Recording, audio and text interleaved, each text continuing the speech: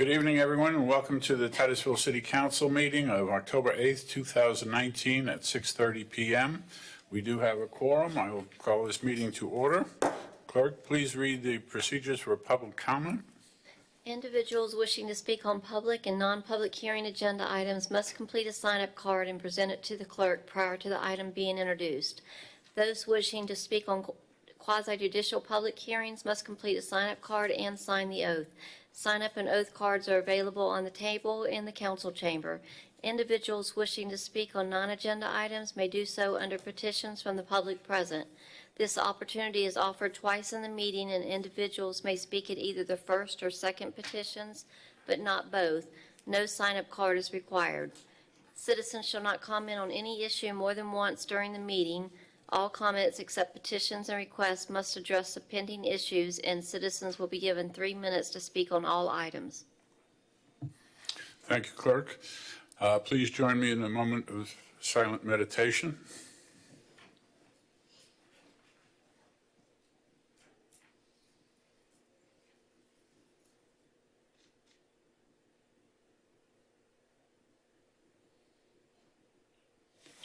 Please join me in the Pledge of Allegiance. I pledge allegiance to the flag of the United States of America and to the republic for which it stands, one nation, under God, indivisible, with liberty and justice for all. Next item, approval of minutes. Yes, ma'am.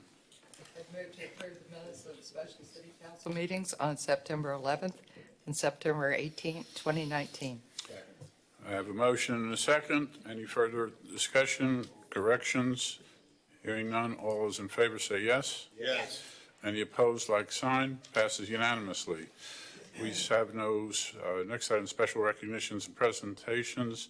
We do not have those. Boards and commissions. Board of Adjustment. Yes, sir. Mayor, before we get started with the agenda, staff requests council to table item 9B to date certain of 22 October 2019. Council, you're already up.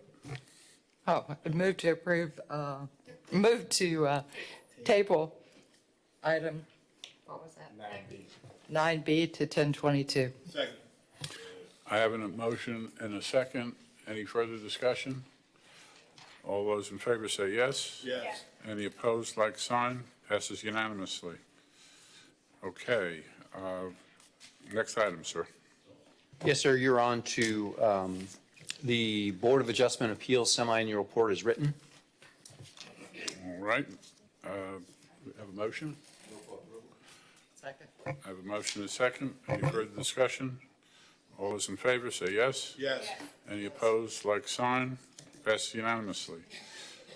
Sir, on item 6B, currently there's one vacancy for an alternate member with an unexpired term to expire on July 31st, 2020 for the Board of Adjustment and Appeals.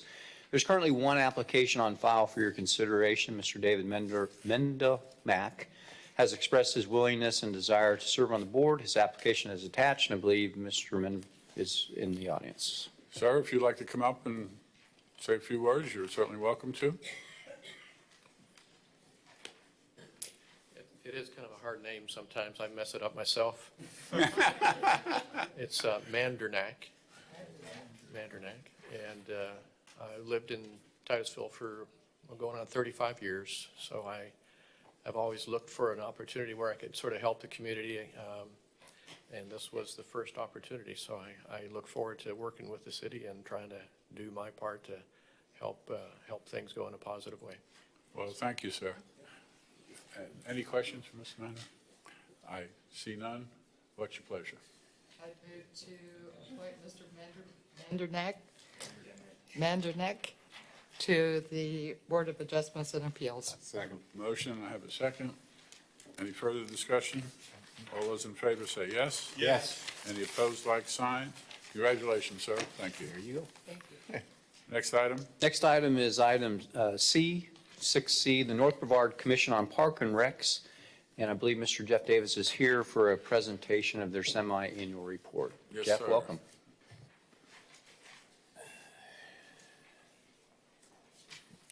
Good evening, gentlemen. How are you? Good evening, Mayor Johnson, prestigious council, city staff. We've provided you a very, very thorough and detailed report. We submitted it on the 30th of September. I hope you've all had a chance to read it. We're here to answer any questions concerning that. But the real reason why I'm here is because I wanted to introduce personally a newest member to our North Area Parks team. I'll have him do that this time. Yeah, good evening, everyone. My name is Mike Hoffman. I'm the new Recreation Superintendent for North Area Brevard Parks and Recreation. I've lived in Brevard County for about 20 years now. I've served in the South area generally and grew up in the Melbourne area. But truly, I'm excited to be here in the Titusville area. And getting to know Jeff has been a pleasure, and learning everyone that he knows, which seems to be, I would say, 3/4 of Titusville. But it's been a pleasure. More than that. Yeah, I would say more than that as well. But truly, it's an honor to be here. Thank you for having me, and look forward to working with you guys. He's a great, it's going to be a great asset to our team. You're going to I've see a lot had of the great things. pleasure of come out meeting of Mike all of our a couple times at this point, and I'm sure he's going to be great for our area, so. Thank you, Mayor Walters. Yes, sir. Any questions? Any questions? I see none. Thank It was, by the way, a very, very good report, very comprehensive, and I'm impressed with all the things you did during that period. It just went on and on and on, so. Say just a word. Thank you. Our third to the Three Musketeers is Tex Lodeholz. He's the one that does all the maintenance and the construction stuff. So you know him, you see his work. That's why I didn't have. Tell him we said thanks. Just a word. Yes, sir. I'm on that board, as you know, and firsthand I can say how thorough they are at the meetings, and truthfully how thorough Tex is with his reports. It's one of those 2.5 hours for 3 trees. But in all fairness, completely more thorough than I've ever seen. And this is my 4th year on the board. And again, I'm appreciative of the momentum that I see going forward. You've had a few personnel changes over the last year or two, and everyone has been smooth transition and moving forward. We all know, and I think just about every meeting we talk about, some of the hurricane damage we're still working on. And every time you get one done, something else comes up. And all that going on, you have a great team, and I'm proud to be on the board and see the opportunities you give this community. Because there was a time, and Jeff, you and I met on this several times, there was a time when I got on the board and you and I spoke that our council had some concerns that we had an awful lot of emphasis on parks, which is important. But we thought the recreation part for our citizens wasn't quite where we wanted it. My hat is off to where you've taken it. So I appreciate that. Thank you. Thank you, sir. Yes, sir. Sirs. Need a motion on to accept? Moved. Oh, I'm sorry. There are lights up here. I apologize. Go right ahead, sir. Oh, you took yours off? Yeah, I took it off. It was for something else. Oh, okay. And Vice Mayor, now you can make a motion here. Move to accept the North Brevard Commission Park and Recs semi-annual report with gratitude. Second. Have a motion and a second. Any further discussion? All those in favor say yes. Yes. Any opposed, like sign, passes unanimously. Next item, sir. Next item is accept the Titusville Housing Authority's semi-annual report as written. Is there anyone from the Housing Authority? Seeing none, I'll accept the motion.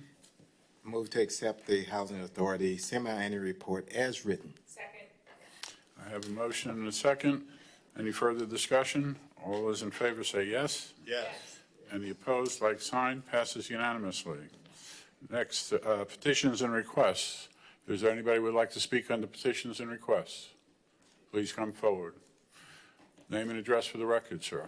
Stan Johnson, 860 Poinsett Avenue, Titusville, Florida. I just was at the CRA meeting, and Mr. Jordan was saying that what was my motive, and that he's here to serve the city, and that he wants to be truthful.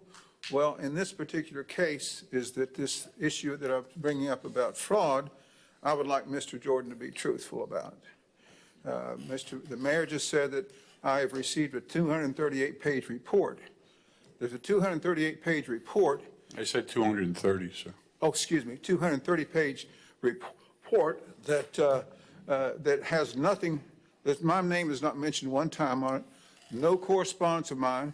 In fact is, it was done in like 2015, 2016. contains no correspondence from 2017, 2018, or 2019, as our mayor and city manager explained. Nothing about me. So it's not truthful.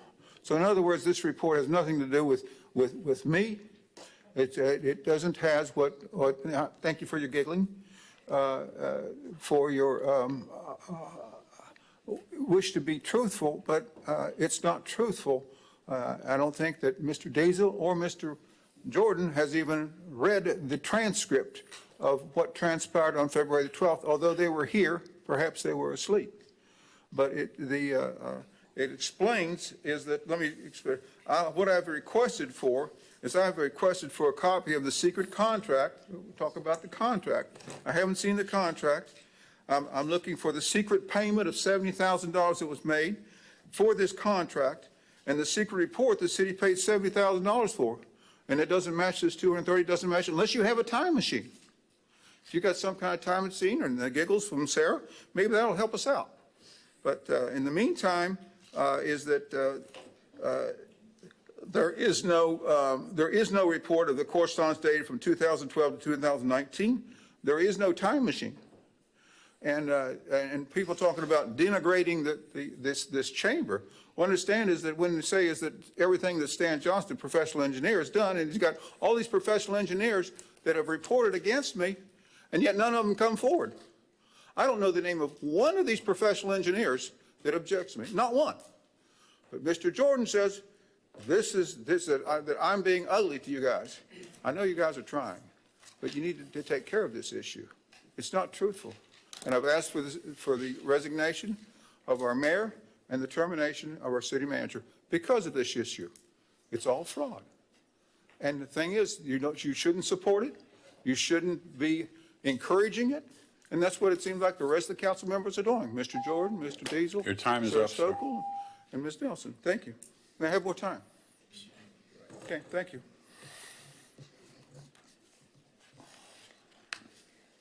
Oh, I got it. At the last meeting, I said the document was not about you. It was about things that you had brought up over a period of time. There were things in there that you had brought up. There were other things in there as well. And I think I originally said it was about 70,000. I don't remember the exact amount and didn't remember the exact amount then. So you're being a little picayune on that. But in either case, that was not about you at all, and now you've said that. We've said that before. It was not about you. The people that you have already contacted, many organizations, St. John's, the county, Corps of Engineers. I hope you got results from them. You never mentioned them, but nobody said somebody was specifically saying you were wrong. They were saying some of the things that were not only the things that you had, but some of the other things that clarified what they were. So you keep coming up, doing the same thing every week, every other week, and expecting different results. You're not going to get them. Next, please.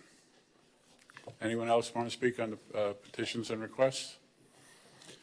I see none. Next item, sir. Yes, sir. We're to consent agenda item. Council, is there any of the consent agenda items that you would wish to pull? I see no. We have cards for items A, B, C, and F. And with your permission, I'll go ahead and read for the record the Yes, sir. consent agenda items. Go right ahead. Consent agenda item 8A, accept bulletproof vest award in the amount of $13,850 and the associated budget amendment.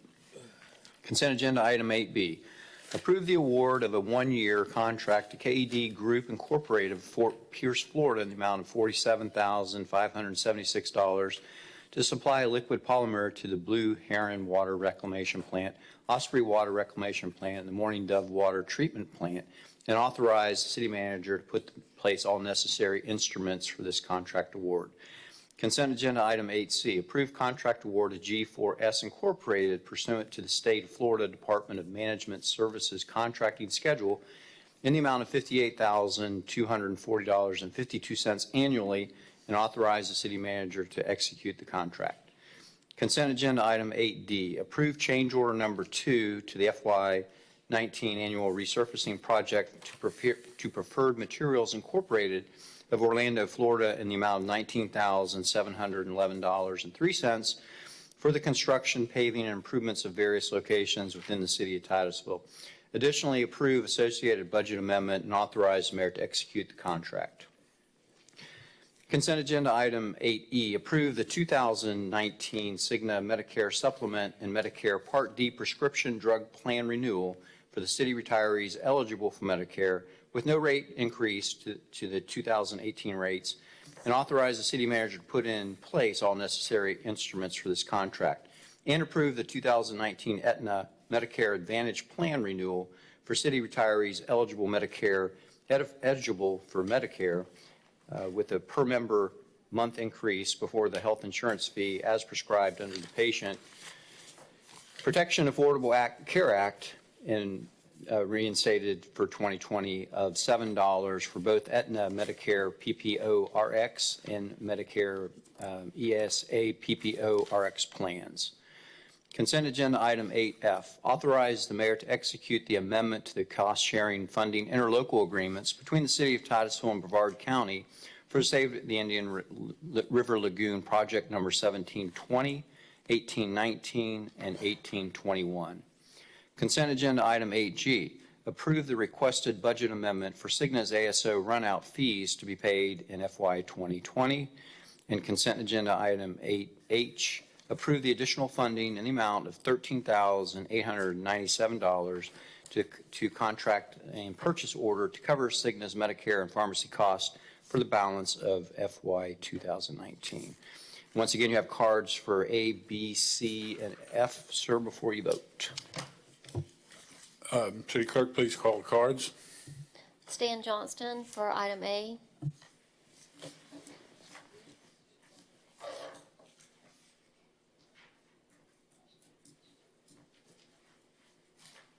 Item A is for 25 vests for the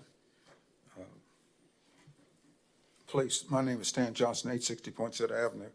And I have some for and against issues about this because I sent you an email October the 8th and also October the last week. And it says on there is that I'm asking you to contact me regarding, I'll put it number 3, I'll read it to you. It says, please contact me and call me or whatever. It says, and I sent a copy of it to you. It says number 3, the reason why I've been shadowed by as many as 4 Titusville police officers in public meetings. So there's times I've been here on the podium and I've seen 3 standing behind me and 1 over to the side, and I've even had people tell me is that the police are here because of Stan Johnston. I've even had a police officer tell me that. So I think there's been some money that has been spent perhaps without due consideration or is that it's something as if that I am a danger to the public and I don't have information on that I am familiar with. So certainly in this particular issue about the security vestiges, I would like you to consider that issue because you haven't responded to my request. Thank you.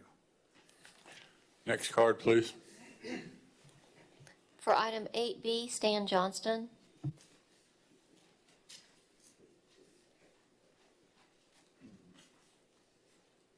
Let's see, 8B is the,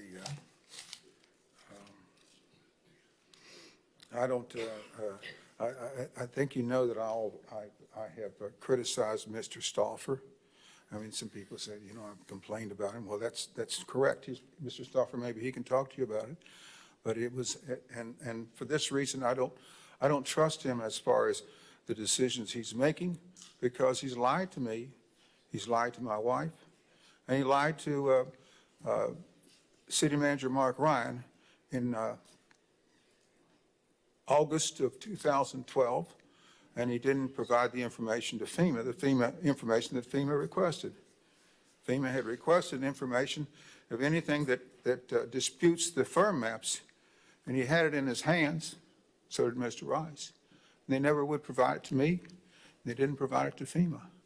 So what we did is we spent about $70,000 later on, beginning a few weeks after we accepted the firm map, to change the map because it was wrong. It was obviously wrong.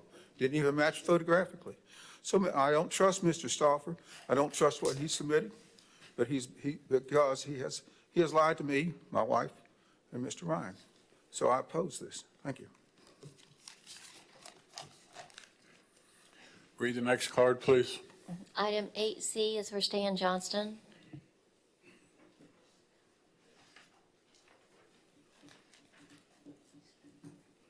This is about the security guards. Is that correct? I believe it is. And the question is what danger are we under? And I just explained to you, I said, is that I've been shadowed by as many as 4 police officers, and I've been told that I am the security risk here. I've had it from strangers come up and approach me and say, hey, you know why they're here? Because of you. So I'm not sure what this great security risk I am. I haven't been, just recently I've received some information that may have to bearing on it, but perhaps you have something that I don't have. And I'm asking you to give that to me if you have something that says, hey, Stan Johnston is something mostly gone haywire, erratic, dangerous. And so right now is that I think that the city of Titusville has gone a little bit too much as far as saying, hey, security is absolutely necessary. I mean, there's a joke. I went to Poland. Here's the joke. How many Polish people does it take to put in a light bulb? Pardon? You're not going there. Wait a second. Okay, how many? Okay, okay. That's the thing is that I'm not criticizing Polish because I went to Poland, but there's a similar joke that can be about how many police officers does it take to screw in a light bulb?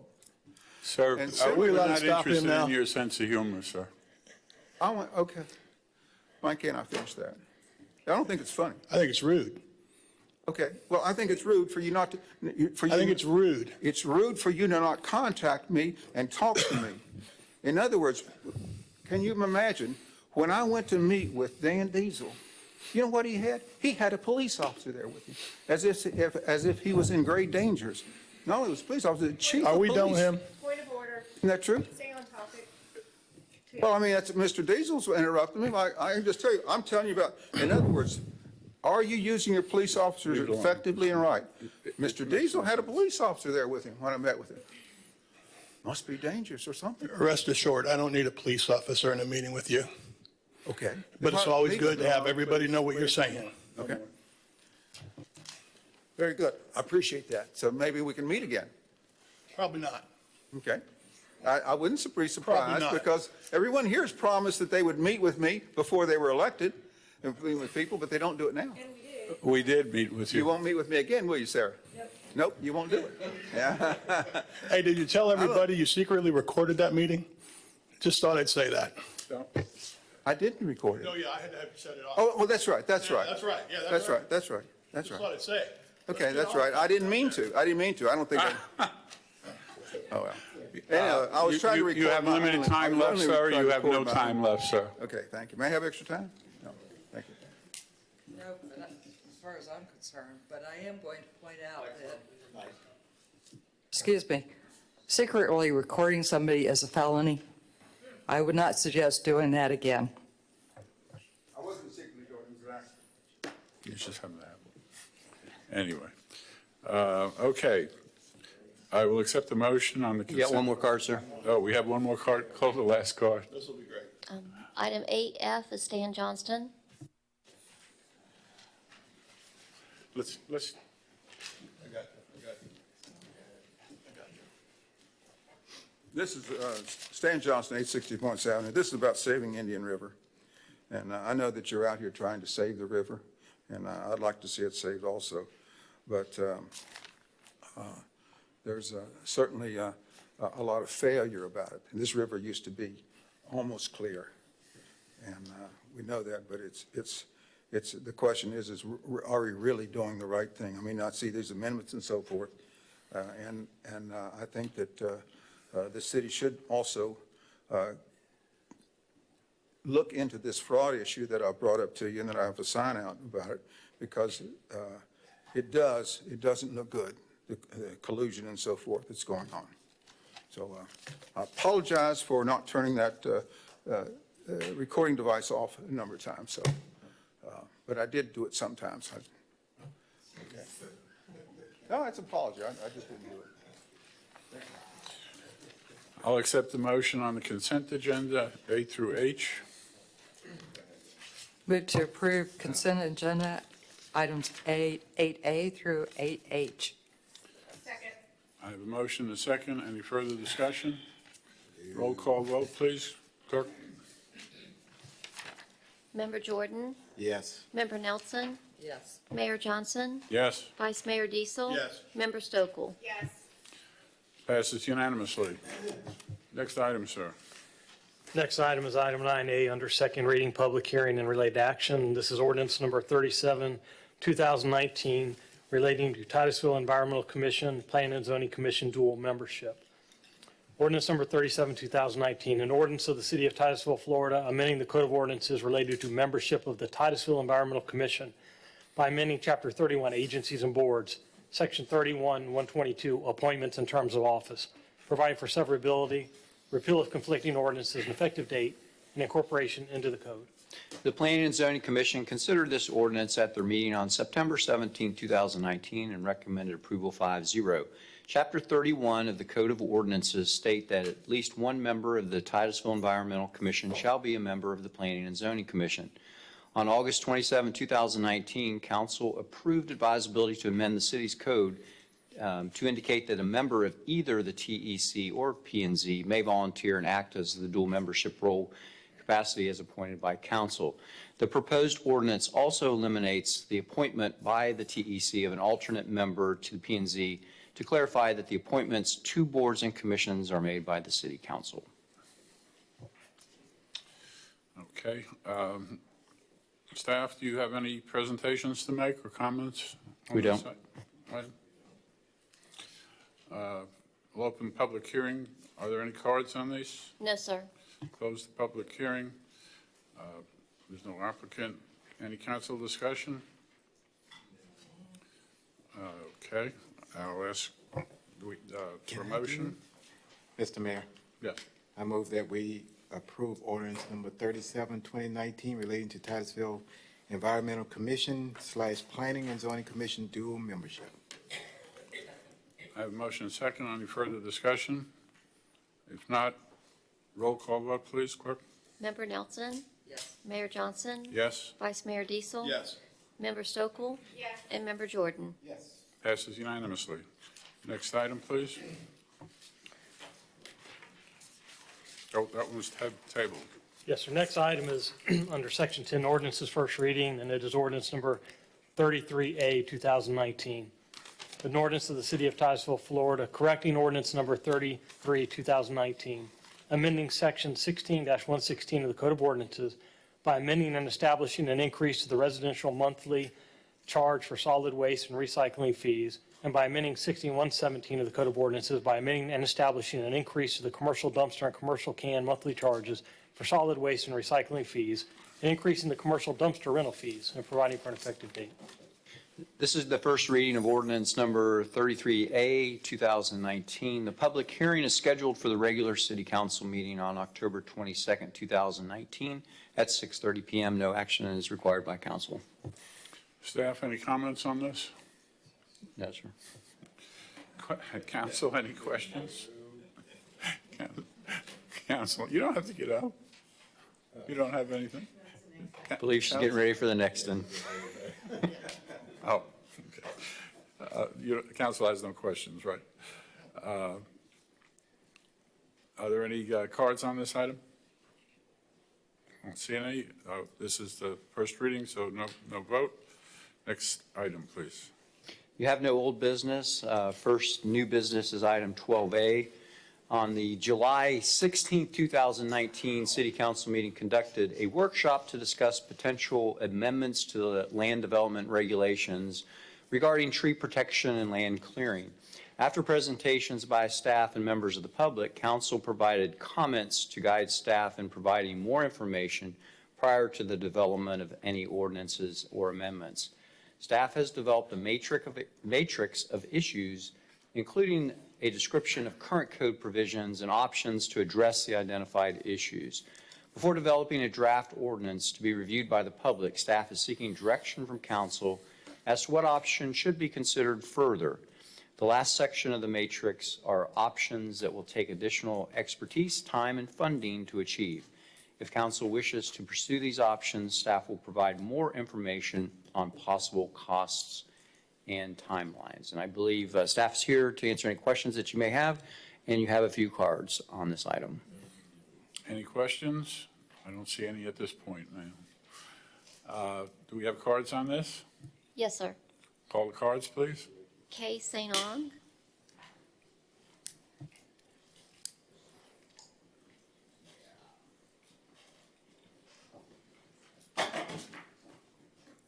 Good evening. Name and address for the record, please. Kay St. Ange, 2360 Maryland Avenue, Titusville. Ma'am. Speaking for the Titusville Tree Team, we appreciate City Council's response to the citizens' petition urging new tree protection regulations. The matrix presented tonight for discussion serves as a good faith method of addressing several issues and options in the drafting of new regulations to preserve trees and developments. The tree team wishes to present their recommendations regarding these issues and options in the document provided you. Paramount in our recommendations is the prohibition of clear cutting of land for development, as stated in the current comp plan. Quote, "The city will not allow the total removal of vegetation during land development." And, quote, "The city will prevent clear cutting of land by requiring new developments to integrate existing healthy, non-exotic vegetation into landscaping plans."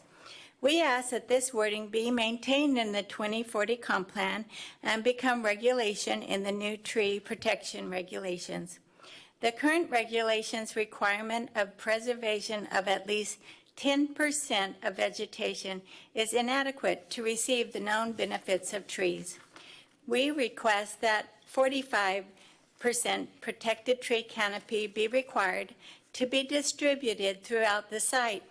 Developers should be required to plant trees to reach the 45% canopy if existing trees do not provide this percent of canopy.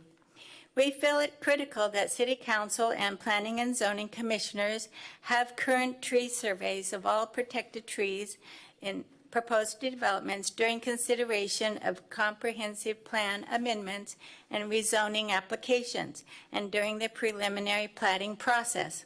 Any decisions about a proposed development should give due consideration to the preservation of trees. A tree survey alone does not provide protection for trees. Therefore, upon completion of a tree survey, the city's designated certified arborist should develop a tree protection plan, working with the developer to make adjustments in site design to preserve as many trees as possible. The arborist should be authorized to coordinate and enforce implementation of the tree protection plan on the site. Our report, which you have, includes many other recommendations for your consideration. Once again, we commend the council for the drafting of new tree protection regulation for the benefit of residents, wildlife, and the Indian River Lagoon. Thank you. Thank you, ma'am. Next card, please. Kathleen Burson.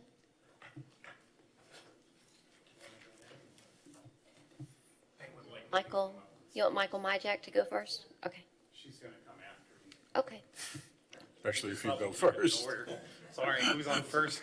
I'm on second. Michael Myjack, 4420 Alpine Lane, Titusville.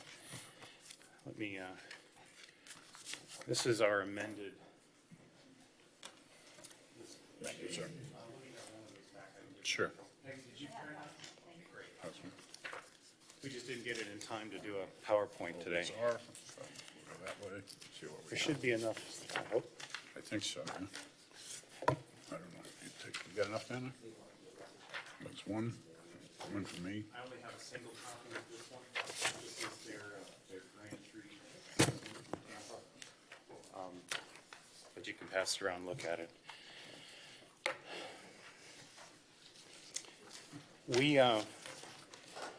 The tree team has asked me to speak on their behalf, and several of them I know have already filled out cards and plan to let me have their time. So I hope we have enough we can go through this front to back. How many people said that you could have their time? 1, 2, 3, 4, so you got all the I time? got a little bit of time. You- Okay. Wait, you got another one. 1, 2, 3, 4. Anybody up there want to give me some time? 12, 15, you got about 15 minutes. Go ahead, Mike. Okay, so the first issue that was raised was to prohibit clear cutting. Are we ready? We're not starting?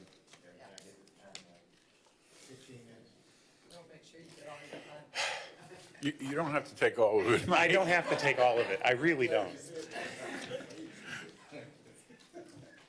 We found an excellent ordinance in the city of Tampa. It's legally strong, it's defended, and I think it's what we should be adopting in Titusville. It's an excellent first step.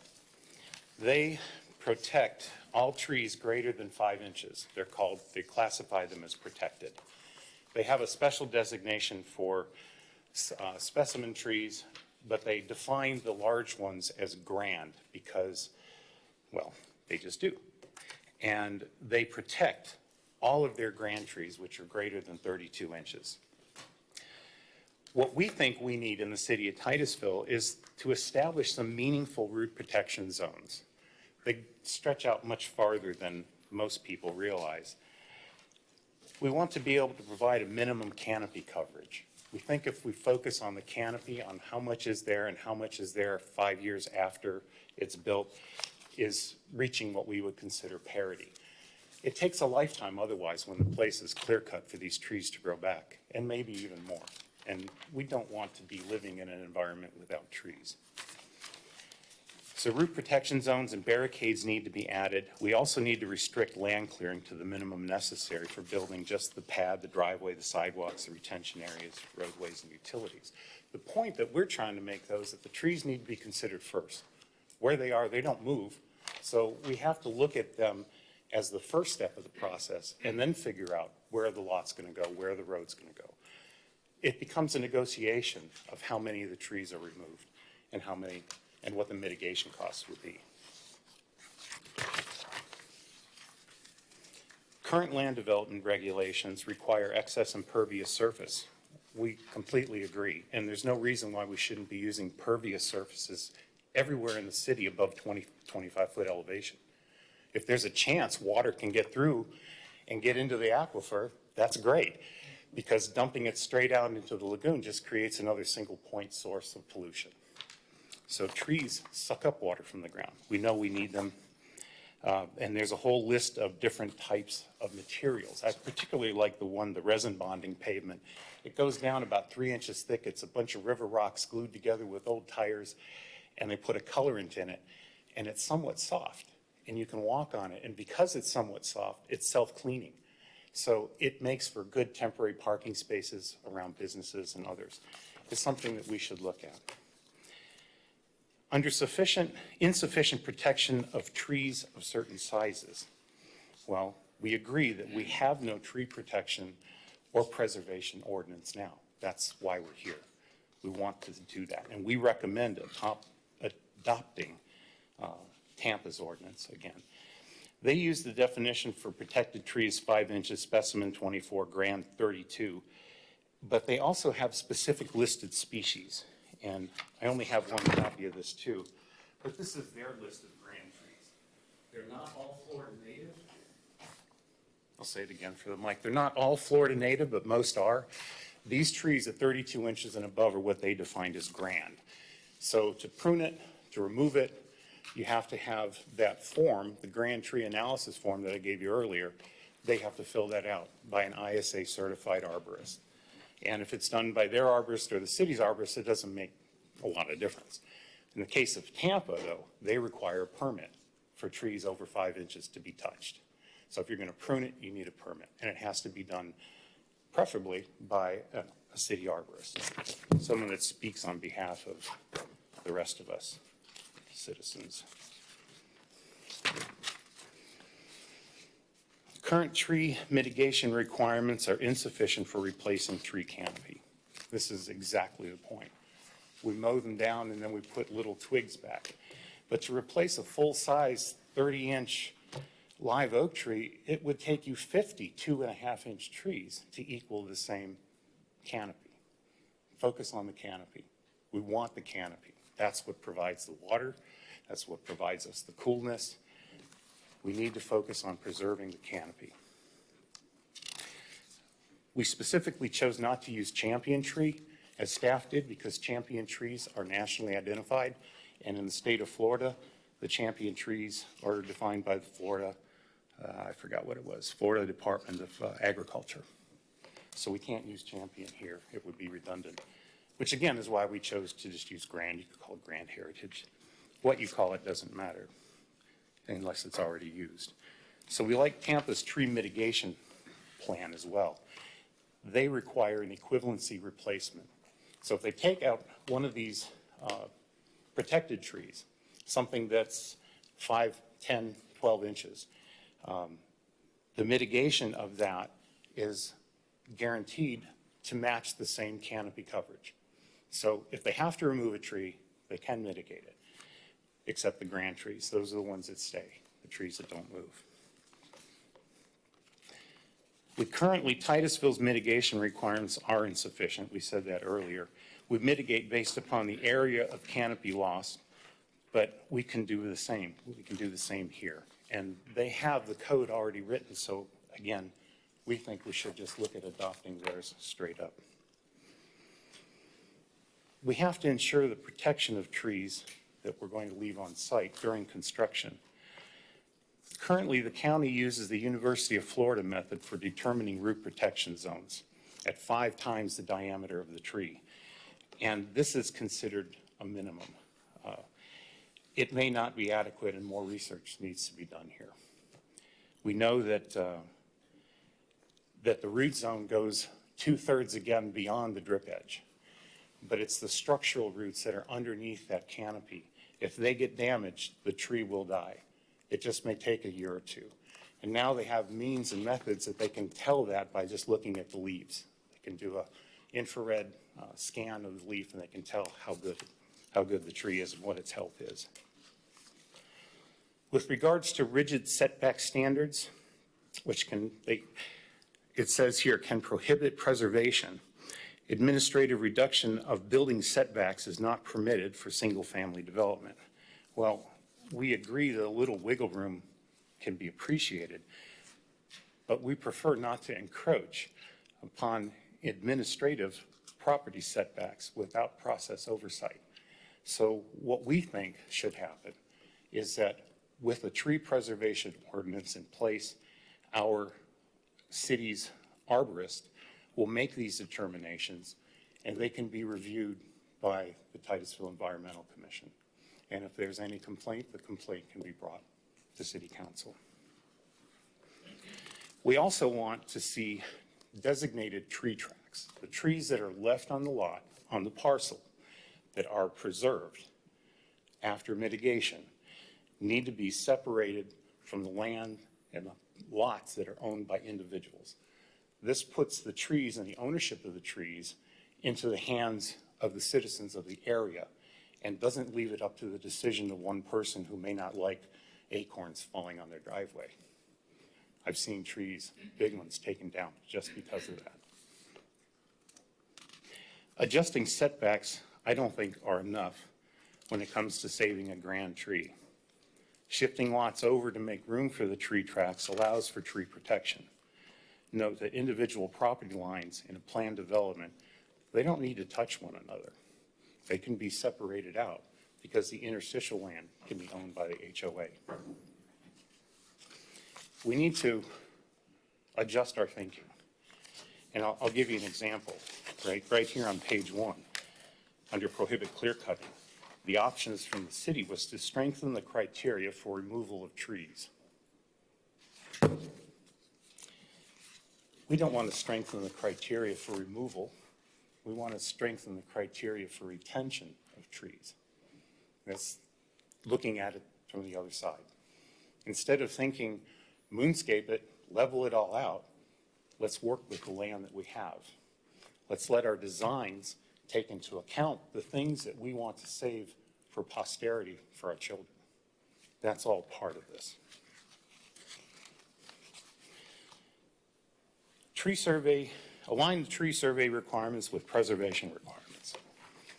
Our answer to that was that any application for development should include and reflect a complete tree survey indicating all protected trees, all specimen trees, and all grand trees.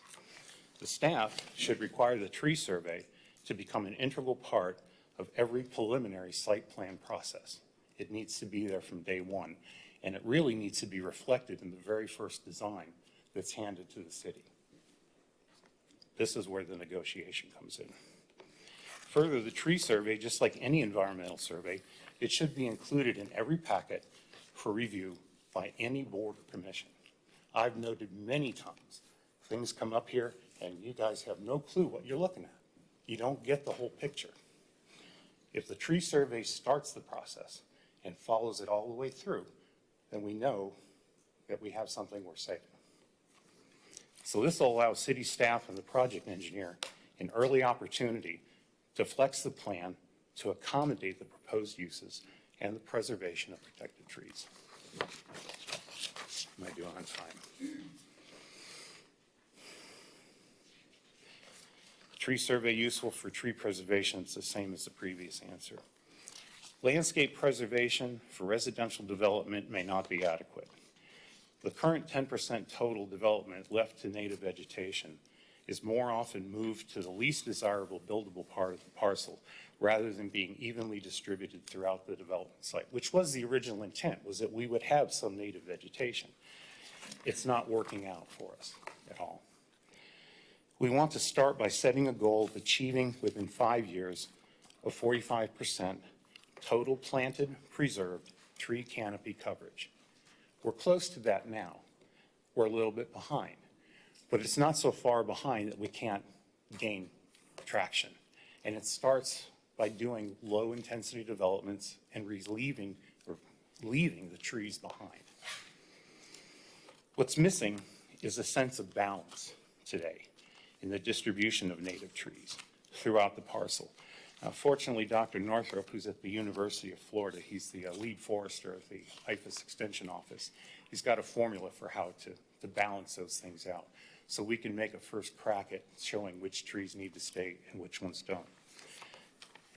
By reserving evenly distributed deeded tree tracts, then grand trees like live oaks and groupings of stands of trees like sand live oaks can be protected in perpetuity.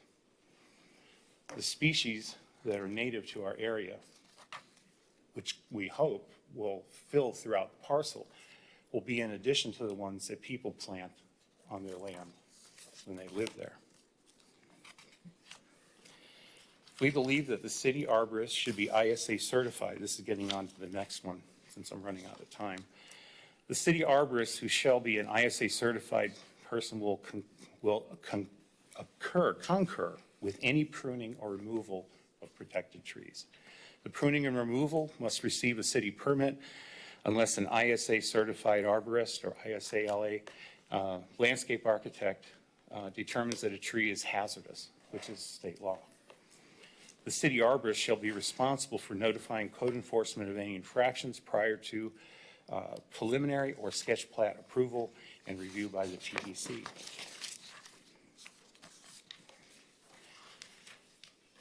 This lack of citywide canopy goal, I think, is something that we need to adopt. We are a tree city. We agreed to plant so many trees, but I think we're like at the bronze level, just barely up there. If we start this process, we can really be nature in space. Our trees will come alive. The issue about upland habitat preservation, we agree with. preservation of contiguous areas are more beneficial than lots of little ones. It's more beneficial to the environment and to the community. The community benefits because of stormwater retention, the trails, connectivity, education, open space. There's a lot of good reasons. But due to development pressures and limited land area, establishing both tree protection and upland habitat ordinances in a timely manner is going to have to be essential. We don't have that much land left. And with regards to low-impact development, we also agree. Going forward, it appears that low-impact development is really the only solution that will save our Indian River Lagoon and keep it vibrant. That's my presentation. Perfect timing.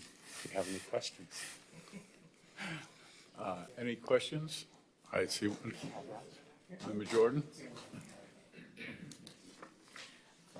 Let me, Mike, a good presentation. Thank you so much for sure. And I think you know that this council definitely want to do the right thing when it comes down to trees. So that's not a problem. So my first question will always be, based on what staff has suggested, you really could live with that.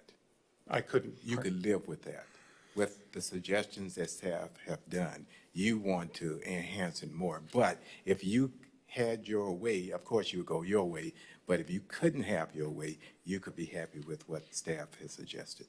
There are too many holes in what staff has responded with that make me think that we won't get there if we start that at this point now. So that's a no? That would be a no. Is that a no? Yeah. Ah.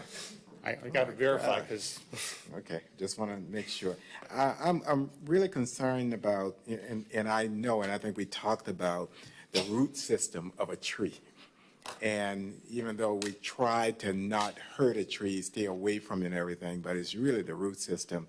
You know, once you trample over it with a Heavy tractor or machinery, something, yeah. you're going to destroy it. It may take a year or two, but you're going to That's destroy what it. Simon said, yeah. So I'm a little concerned and just think on the developer side, because when you go to develop a piece of property, I totally agree, clear cutting is definitely not the way, but sometimes you have to do that. You would agree with that. There Yes. are situations, and what we're trying to do is to not lose these large Right, trees. right. Okay, And I- we figured that by mitigating half of the smaller ones, we should be able to leave enough available space. Mm-hmm. You know, and again, it's going to be up to the builder too, because the developer's got to look at what the costs are going to be. Right, Okay, right. he wants to know what the cost is going to be if I take these trees out. We have to tell him what the cost is. And that's our mitigation problem. We don't mitigate nearly enough. What Tampa started doing was using the canopy as the basis for mitigation. The size of the tree that you take out is what needs to be replaced plus 5 years. So if you want to take it out, go ahead, but you got to put it somewhere else on the same parcel to keep your canopy coverage, because that becomes the limit. You can't go below that. Right. When you were talking about, and this one actually bothers me, when you're talking about the property lines don't have to be together, which in my mind as a developer, I'm saying I'm losing property space because you want to make sure you're moving a piece of property to protect the tree, which would reduce the number of lots that I can have in my development, which means that my ROI may not be sufficient for me to do anything. So I'm basically not able to develop my property if we would do something as To the stringent as you. intensity that you want. That's what it boils down to. It's an intensity of development. And quite frankly, you talk to Dr. Lisa Soto at BMRC, and that's why the lagoon is in such terrible shape, is that we are not doing low-intensity development, and as a consequence, the runoff is going into the lagoon and killing our estuary. The problem is us. We need to fix that, and this is how you do that. Right now, at 10 feet apart, where we just saw come across your dais, there isn't enough space for a live oak tree to thrive because it's too compacted. There's not enough pervious surface left for the tree root system. And they don't grow under roadways. They don't grow under driveways. Right. So they get boxed in. And when that happens, the tree can't withstand a windstorm. So it's a double whammy to the people that buy the lot. We need to spread it out. If you ever go down Park Avenue, you see all the big trees. They've got a little bit of land for them to live in, and they're thriving. And that's the way we want to see our city grow, isn't it? With trees. Ian, I'm glad you said, you talked about Park Avenue, because what I see on Park Avenue really disturbs me, because Florida Power and Light is coming by and not cutting all the limbs off the thing, and they look really ugly. You know, why do we even keep them there when they end up looking like, you know, a crotchety old man or something, you know, when it's all said and done? They look like they're in pain. Yeah, actually they do, Yeah. for sure. And they shouldn't be planted under power lines. Power lines in there, And yeah. I But they think we start are- out small, you know, so you gotta. Maybe the remember that. power lines should all be underground so that they don't get blown away. Well, in that's pretty, hurricanes. that's pretty expensive. Then you don't have there, to worry sir. about cutting the Yeah, trees. Okay. The last question I have is about, you're talking about the sketch plan really should have, when we see it, you know, it really doesn't have much information at all. Right. And you're looking for the developer to have a more defined tree preservation when he does the sketch plan? No, I expect the developer to take a survey of his land and use that survey to figure out which trees he wants to keep and which ones he wants to mitigate. That's the normal process. What's left is what he has to work with, and that becomes part of his design. What's happening today is they buy the parcel and they look at the drawing of the land and they cookie cutter it up so that there's nothing left. I mean, in Brookshire, we filled in a wetland and raised it up 25 feet. We're not supposed to be wasting wetlands. We're not supposed to be getting rid of wetlands, and yet here we just did one over across the street from an elementary school. Okay. Maybe the Walmart back in 2000 would have been better. I don't know. All right, that's all I have for right now. Thank you, sir. Really appreciate it. Member Nelson? I don't have a problem with what Mike is saying. I think that should be our direction. I do want to address some of the things that you said, Robert. I have some relatives in southern France. You remove a tree that you're not supposed to remove, $5,000 per tree. So I'm assuming that the developers there do not remove many trees that they're not supposed to be removing. So they are very, very strict, and the mitigation fees are huge. So they preserve any tree that they can. So I don't have a problem with that, and I don't have a problem with the idea of not having the lot lines meet and having those swaths of trees going through it, because when you're doing planned development, we're talking about having amenities for the people in the planned development. And that is one of the amenities that they should be able to have, where they have the trees, they have a bench under the tree, they have, I don't know, dog walk going through it, something like that. So to me, that's just part of it. I think what we're trying to do is we're trying to make sure that the developer doesn't go in and sort of take a square piece of paper and take an eraser and go, okay, now where do I want my lots? So, you know, it makes them think a little bit more, makes them work a little bit more. But I don't have a huge problem with that because I think their investment's going to be more. Right, and the value in the housing afterwards is higher. So, and I do like the low-intensity development. And I think Woody spoke about it, having swells instead of as much concrete. So there was a program, I think Peggy had it, and sent it out to everybody, low-intensity developments. That was really interesting. And the subdivision that they did was gorgeous. And it was all trees. So I don't have a problem, Mike, with what you're suggesting. Although I have to say Peggy had something in there about canopy roads that I just love. I love canopy roads. So that's my thought. Vice Mayor. First of all, I want to thank you both for your reports. Staff, that was incredible. I know what we gave you from the workshop was a lot, and you've hit a lot. Couple things that I brought out of the workshop, and there's tree issues. I mean, you can look at this report and your report. There's a lot more than just a couple things I'm going to say. But two of the things that hit me hard, and they kind of go hand in hand, is clear cutting. I don't think anybody likes to go see an area after it's been clear cut. There's just a lot of negative words you can use to describe that. And so I kind of, when I was looking at their report, at the city's report, staff's report, the issue is prohibit clear cutting and land clearing. And, I've looked at their options. Now, they're kind of broad because we're going to need some broad attacks here. I mean, we can't be specific about everything till we see what every project is. I'd like to think that anybody could look at this and before the workshop and after the workshop and after the report can say there's clearly an effort here to deal with the clear cutting.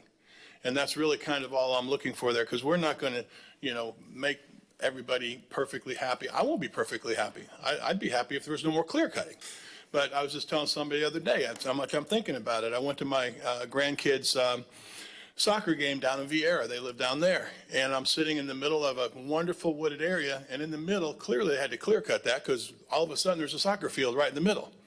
So I'm like, well, I guess there are some times when you just have to kind of clear it out to use it. That doesn't mean we like it when it happens, but I am saying that I'd like to think there's some great credit here for the effort of we're working on, and I said this at a previous meeting, we've probably had more meetings and maybe not than Tampa because you just came from there, but we certainly have an awful lot of time spent in city council talking about trees. That's on purpose. Because we're hearing this word pro-growth and this council's this and this council's that, but we're also pro-tree. And like many people here, I've been here since 1965, and I know what it used to look like when we didn't have street lights and all we had was trees. And I love that. I mean, I get that. But we have to be aware that trying to move forward, it's a fine line. The other big deal for me is mitigation. We talked in the meeting, what did I just have? Workshop, about how some of these builders and contractors were coming in and kind of trying to be a little bit sneaky and say, okay, we're going to put in all these trees and they're crepe myrtles. Right. And I thought, I hadn't really thought about that, but after it was said, I said, that's true. And so I want to make sure we get it right too. I want to mitigate properly. I think, again, when I look at the report, the staff report, we're trying to get it right. I mean, it's not going to be perfect for everybody, but I hope we can come together and realize there's going to be some times, when we're going to have to allow some things, but we've got to get them to get it right once they try to do it. Right. We don't want to cut down trees arbitrarily. I'm spending some time at Space Coast High School right now, and in the back, they've got these huge, because, again, I'm paying attention because you guys are talking about it, and I don't know how big that is, but it's a big old trunk. And I'm looking at that tree, and it's got the moss hanging from it. It is. It really is. Matter of fact, if you want to come out there, I'll put you in the golf cart, and we'll go back and look at it, because I don't know how you could ever justify cutting that tree down. And there's about 5 of them in the back by the field. And so I think it's clear that we take this serious. And it kind of hurts your heart when you have to see a whole empty field that used to be trees. And part of that is called the pains, growing pains. So if nothing else we get out of this, I hope it's clear that we're not sitting here talking about this now. We didn't have a workshop before. We're not going to continue to talk about this because we don't care. We do care. And I wish there was a happy place for everybody. But I do think the mitigation is important. And I use the term, the very first time we talked about this, of untouchables. Well, those big old oak trees that I'm looking at, those are untouchables. Yeah. And I don't know how to make those untouchable forevermore, but boy, I'll tell you, those are beautiful. So I appreciate the sincerity that you have and the fact that you put your own report together based off of that. I hope we can come together, and all of you, whoever put it together, I hope we can come together and understand that this isn't a council saying, no, don't do this, we don't care about trees. What it is, a council, is we need to be able to grow, smart growth, as I've heard it said, Yes. and caring growth. That's right. Care about the trees, care about that stuff. And then sometimes realize there's got to be a little sacrifice for the economic parts of it too. You know, because we talked, and I'll end on this. When we ran, some of us ran in 2016, it was a big deal. Here comes SpaceX, and here comes Blue Origin, and here comes Boeing. Well, all those people got to live somewhere, and we wanted to make sure we had the right housing for them, which is the flip side of the story. And we didn't want them all going to Vieira and living there. We didn't want them all going to Cocoa Beach, Merritt Island, and all those places. So I think what we're doing is a smart thing. Care about trees. We're having a meeting right now because of this. That's right. So, but at the same time, we've got to see the flip side. And the flip side is we've got people there that need a place to live, and we generally sometimes are short on that. But I appreciate the heck out of you every day, because this is something you do every day. This isn't just to come up and talk about it. You live it. They live it. And I thank you. If you'll permit me a brief story about some children, I worked with the Cub Scouts for many, many years. And one of the things I would do with them at summer camp is I would put them in a blindfold and spin them around, and I'd walk them over to a tree, hug it, hold it, touch it, feel it, smell it, taste it if you like. It's substantial, any tree. It doesn't move, you know. You don't think about that when you're blindfolded in 13. We'll bring them back, turn them around, take the blindfold off, and then ask them to go recognize it. And it had a completely different look than what they felt, than what they heard, than what they smelled. It's that experience that every homeowner should have. We should all have trees, and that's what we're fighting for. Thank you, Mr. Majak. Thank you. Next card, please. Kathleen Burson. Good evening, Kathleen Burson, Titusville, Florida. Just got back from Raleigh, 3 in the morning, and the trees up there are amazing in the neighborhoods. You stand out in front of the houses, and these trees are towering above you, 10, 20, 15 feet from the house. They don't have hurricanes like we do. So, they're much more comfortable with trees so close. And we clearly feel that in our environment, people are very skittish about trees, and it's good to put them in the tree tracks between houses, behind houses, rather than try to preserve them on the lots because of all the impacts to the roots. And then the storm's coming. Where's the arborist? Take this tree down, So here I have my approach is just a little different than Michael's. It's kind of a summary. It's another chance for you to ask any questions. It's all the information that we put into the table that he presented to you, but it's more in a list. This is basically the basics of a tree ordinance in a list form rather than the table form that Ms. Bisaka and our tree team kind of collaborated on. Sorry, I'm tired. Let's do it that way. Thank you. And I think I have an extra from Ms. Bisaka. Otherwise, I can send her a. Is there an extra? Okay. Thank you. Okay. So this list here is the basics of a tree ordinance, and we are asking, as Mr. Majak stated, we'd like to model after the Tampa ordinance. And why is it such a good ordinance? It's been in place for 45 years, since 1972. I think the addition is right, I'm not sure, but they told me 45 years, and that 1972 is when their planning director started, Kathy Beck. She's the one who gave us the tree workshop, and she's been there since. And they've been rewriting it over the years to make it stronger and stronger.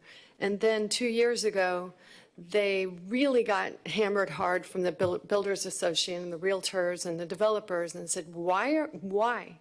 Just why? And they said, okay, well, we're going to provide you a scientific basis for why. So they partnered with the University of Florida, with Robert Northrup, which Mr. Majak mentioned, the urban forester, and IFAS, and he's a part of many different entities.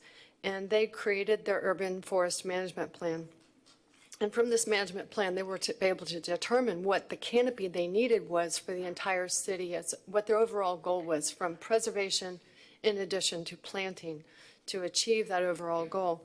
So that, I believe that's 45%. 45% is Tampa's goal. Am I out of time already? Would you like extra time? Yes, please. How much? 3 to 5 minutes? No. 3 minutes? How about 2 minutes? Can you? Okay. Counsel? Sure. Okay, thanks. Okay, so All those in favor? Yes. You got 2 minutes. we aren't saying just take Tampa's ordinance and put Titusville's name on it. We're saying, let's model after that, because that's how staff writes ordinances, is we look at what other cities have done, and that's why we looked at what the other cities in the county were doing for tree protection. We found that basically nobody was doing anything. So that's why we, of substance, that's why we looked throughout the state at Gainesville and Tampa. And Tampa's just, a lot of cities have tree protection minimums, minimum preservation. Tampa is 50% for the protected trees and 100% for the grand trees. It doesn't mean you can't take a grand tree out. It just means that it's protected and you have to mitigate for it if you can justify taking it out. But we found that Tampa was the furthest ahead because of their work with the University of Florida. They have really made their ordinance rock solid. So we just don't want to mess around. We want to go with the best and say, please take as much from this as you can. And this is the list of the basics here.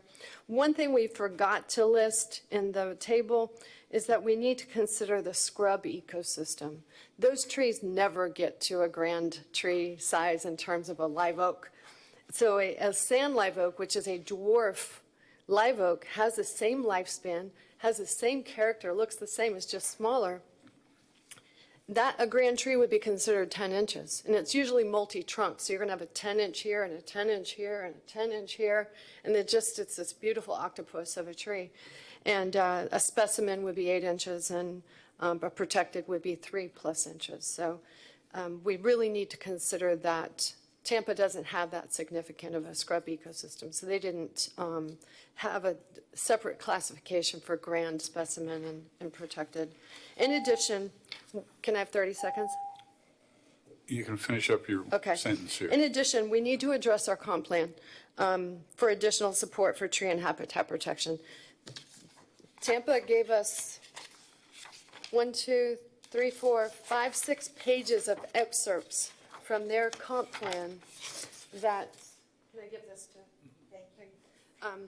That address tree and habitat protection. So we need to do more than just say no clear cutting. That's basically what our comp plan says. So we want to look at that and pull what we can to give more support and make our tree ordinances and our habitat ordinances sustainable through the different councils. Come on. Thank you, Ms. so Burson. much. Next card, please. No questions? Oh, I'm sorry. Anybody have any questions for Ms. Burson? Is there anything that you need further explanation on? He like has grand a tree and stuff? question. Sure. I just read over this thing, and it almost sounds, turn that on. It almost sounds like you want a swath of land to be a tree conservation area. That's what this reads as. Am I misreading this?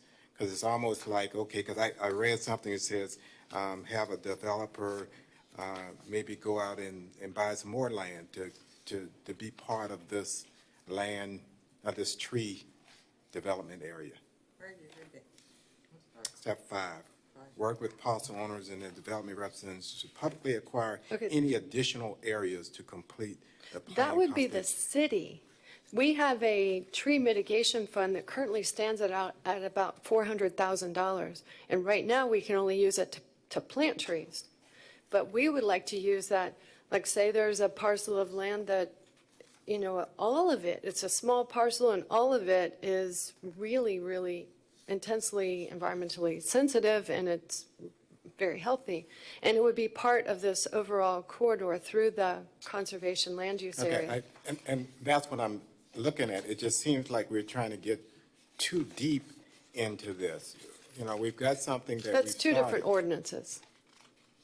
okay, to me, it's just too deep into this, and we're trying to get a tree ordinance that we all can live by, and to me, it just seems like you're going further and further into this more than what we want to do. I may be totally wrong, but that's just what I read on it, and this is just preliminary, Yeah. just reading this, Yeah. okay? So, Well, this addresses both the tree protection and upland habitat. right, ordinance. that's what I'm saying. You And got that- two things going on, yeah. and that's what bothers me. But, well, the time is of the essence, though, because Titusville's very limited.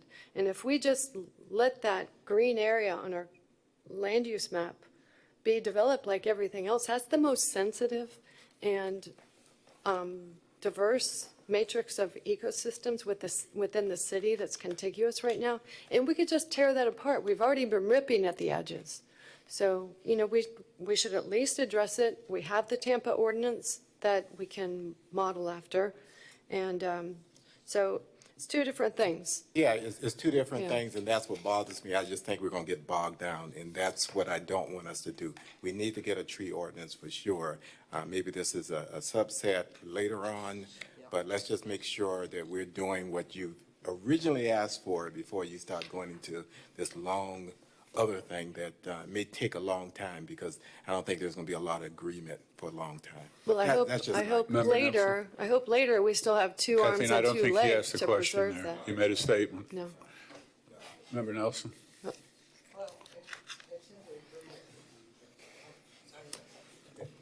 I tend to agree with you. I think, and no disrespect, but I think it's going to take staff some time to work on looking at what this ordinance is going to be and drafting it. I think using the Tampa ordinance would be really helpful. I just don't know if we're asking too much of them. And so I'd rather see at least us getting this much before we ask them to go out and do another month's worth of work kind of thing. So you're saying come back later? Peggy, I'm sorry, Ms. Busaka, what do you think? Good name. Peggy's a good name? Fits me. Okay. Miss Peggy, Yes. what do you think? I mean, how long would it take staff to go and develop a tree ordinance? Well, it depends on how big you want the tree ordinance to be. I can tell you that, in my opinion, upland habitat preservation is going to be requiring to have very specific review on a project-by-project basis, because we have to have a proportionate and requirement that is specific to the site. That's what the law says, that we have to do that when we have an exaction. So I think that is very big issue. I think if we want to get started with some quick wins, first thing I would suggest is that we have a tree survey for 6 inches or greater, but we don't have any protection till we get to 20 inches. Okay. So what are we doing? So why are we having it surveyed? Right, so let's put the tree survey and the protected trees similar so that people understand why they're spending their money to get a tree survey. In my experience, regulation that makes sense is easier for everyone to live with. So I would start there. The next thing that I think that we do need to have smaller than 20-inch trees being protected. And I think personally, 5 inches is very small. 5 inches is this big around. Yeah. Yeah, we're talking not wide, around. Oh, I'm thinking. Around, yeah. So I think that's small. No, it's not. It's wide. 5 Oh, inches. 5 wide. dBA, okay, 5, but still, 5 is not very big. not So, huge. but that's just me, but I think that we could easily put it in there, and then we can duke out the sizes. So I think we ought to do that. I don't think that's hard. I don't think the idea of reviewing parking spaces to allow smaller amounts of pavement, that's not hard.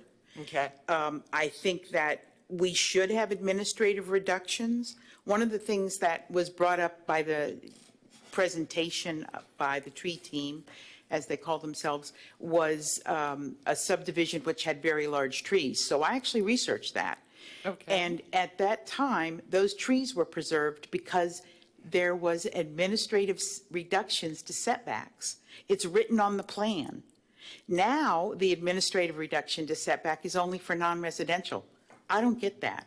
So why did they do that back then and we don't do it now? I don't know. The code changed.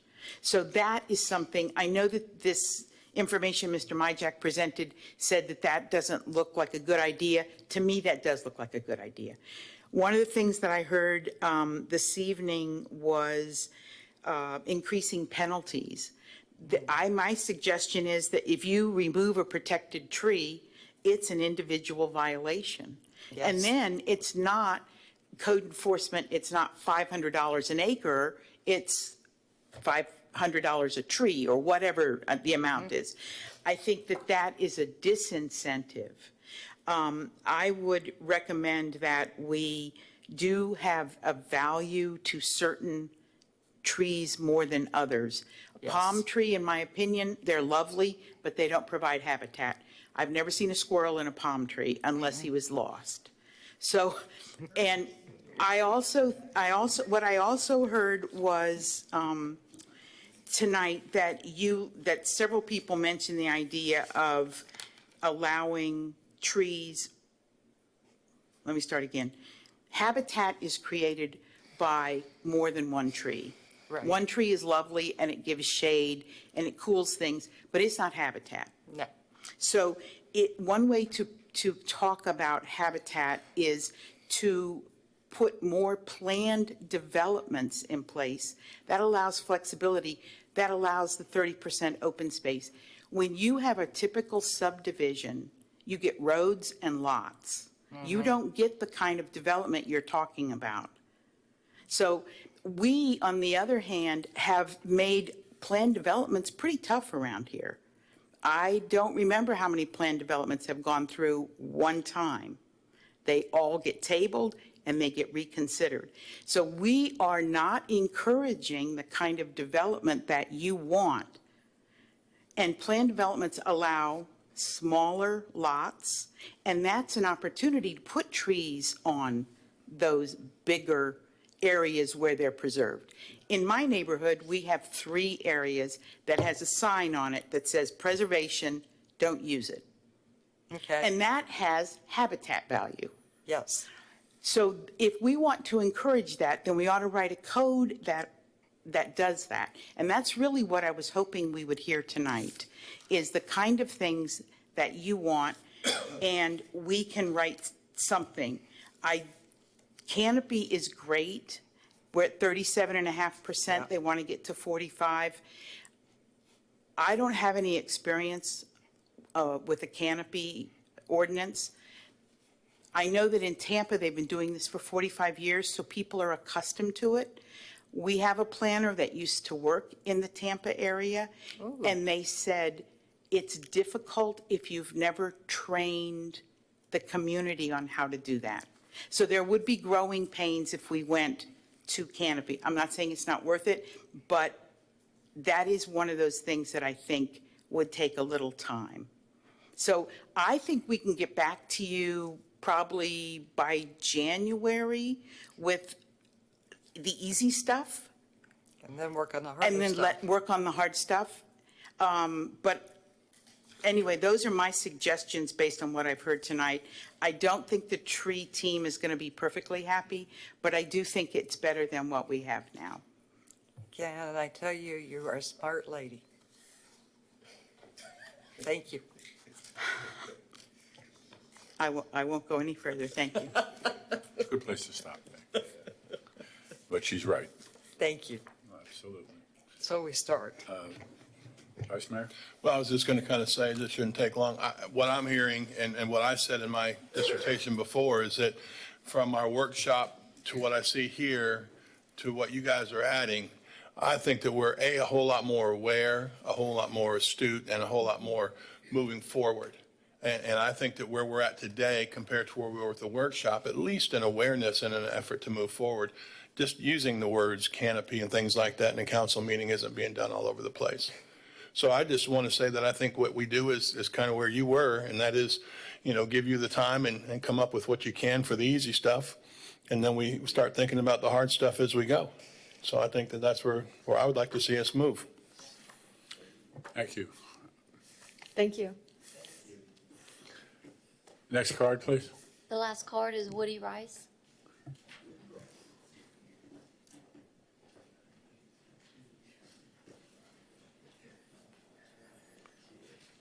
Good evening, sir. Evening. Name and address for the record. Woody Rice, 505 Indian River Avenue. And this is an important topic for our community. It's a huge topic for our community. It's very important that we get it right. And, I've given a lot of thought, and sort of my approach tonight is more process oriented. How do we get this? How do we vet this to a point that it makes sense? And I think there's two things we have to look at. One, we have to make it ecologically sensible and economically sensible. There's the marriage. It has to be both. So how do we accomplish that? I like the matrix, okay? And I scribbled all over it and had some other ideas and things like that, and I think it's a good tool. But I was sitting there, how can we improve the process maybe a little bit and vet this maybe a little bit better because of the importance of this?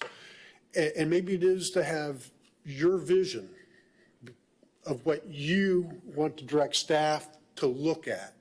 Let staff sort of meander in there, but then you put an ad hoc committee together of engineer, landscape architect,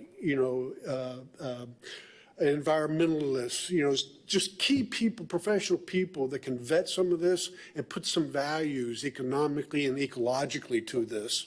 So we can say, hey, this is what's going to work for the city of Titusville. This is where, we're going to take your vision, get it here, and then vet it out among the professionals that do this for a living every day of their life. And that just made sense to me.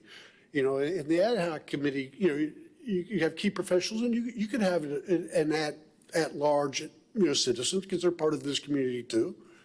So I would sort of do that and let us come to a consensus and make recommendations, not take a vote, it's a consensus, and make recommendations back to staff and to you all of how to proceed with there might be some short-term wins that we can do, and there might be a longer-term vision, okay, that we need to do. But it starts with your all's vision, and that's sort of my take. I could get into a lot of the details here that I wrote down, but I just think that we're not ready for that yet. Just a comment, you've worked with ad hoc committees over the years when you were on staff. That does tend to extend the time period of getting something done. It does extend the time frame. There's no doubt in my mind it does. One, I think what's key is to keep it fairly small, okay, 5 to 7 max, okay. Yes, it will extend the time frame, but we could, if your vision is to have some short-term things that we could do, then, we could break it down into those type of things and do that.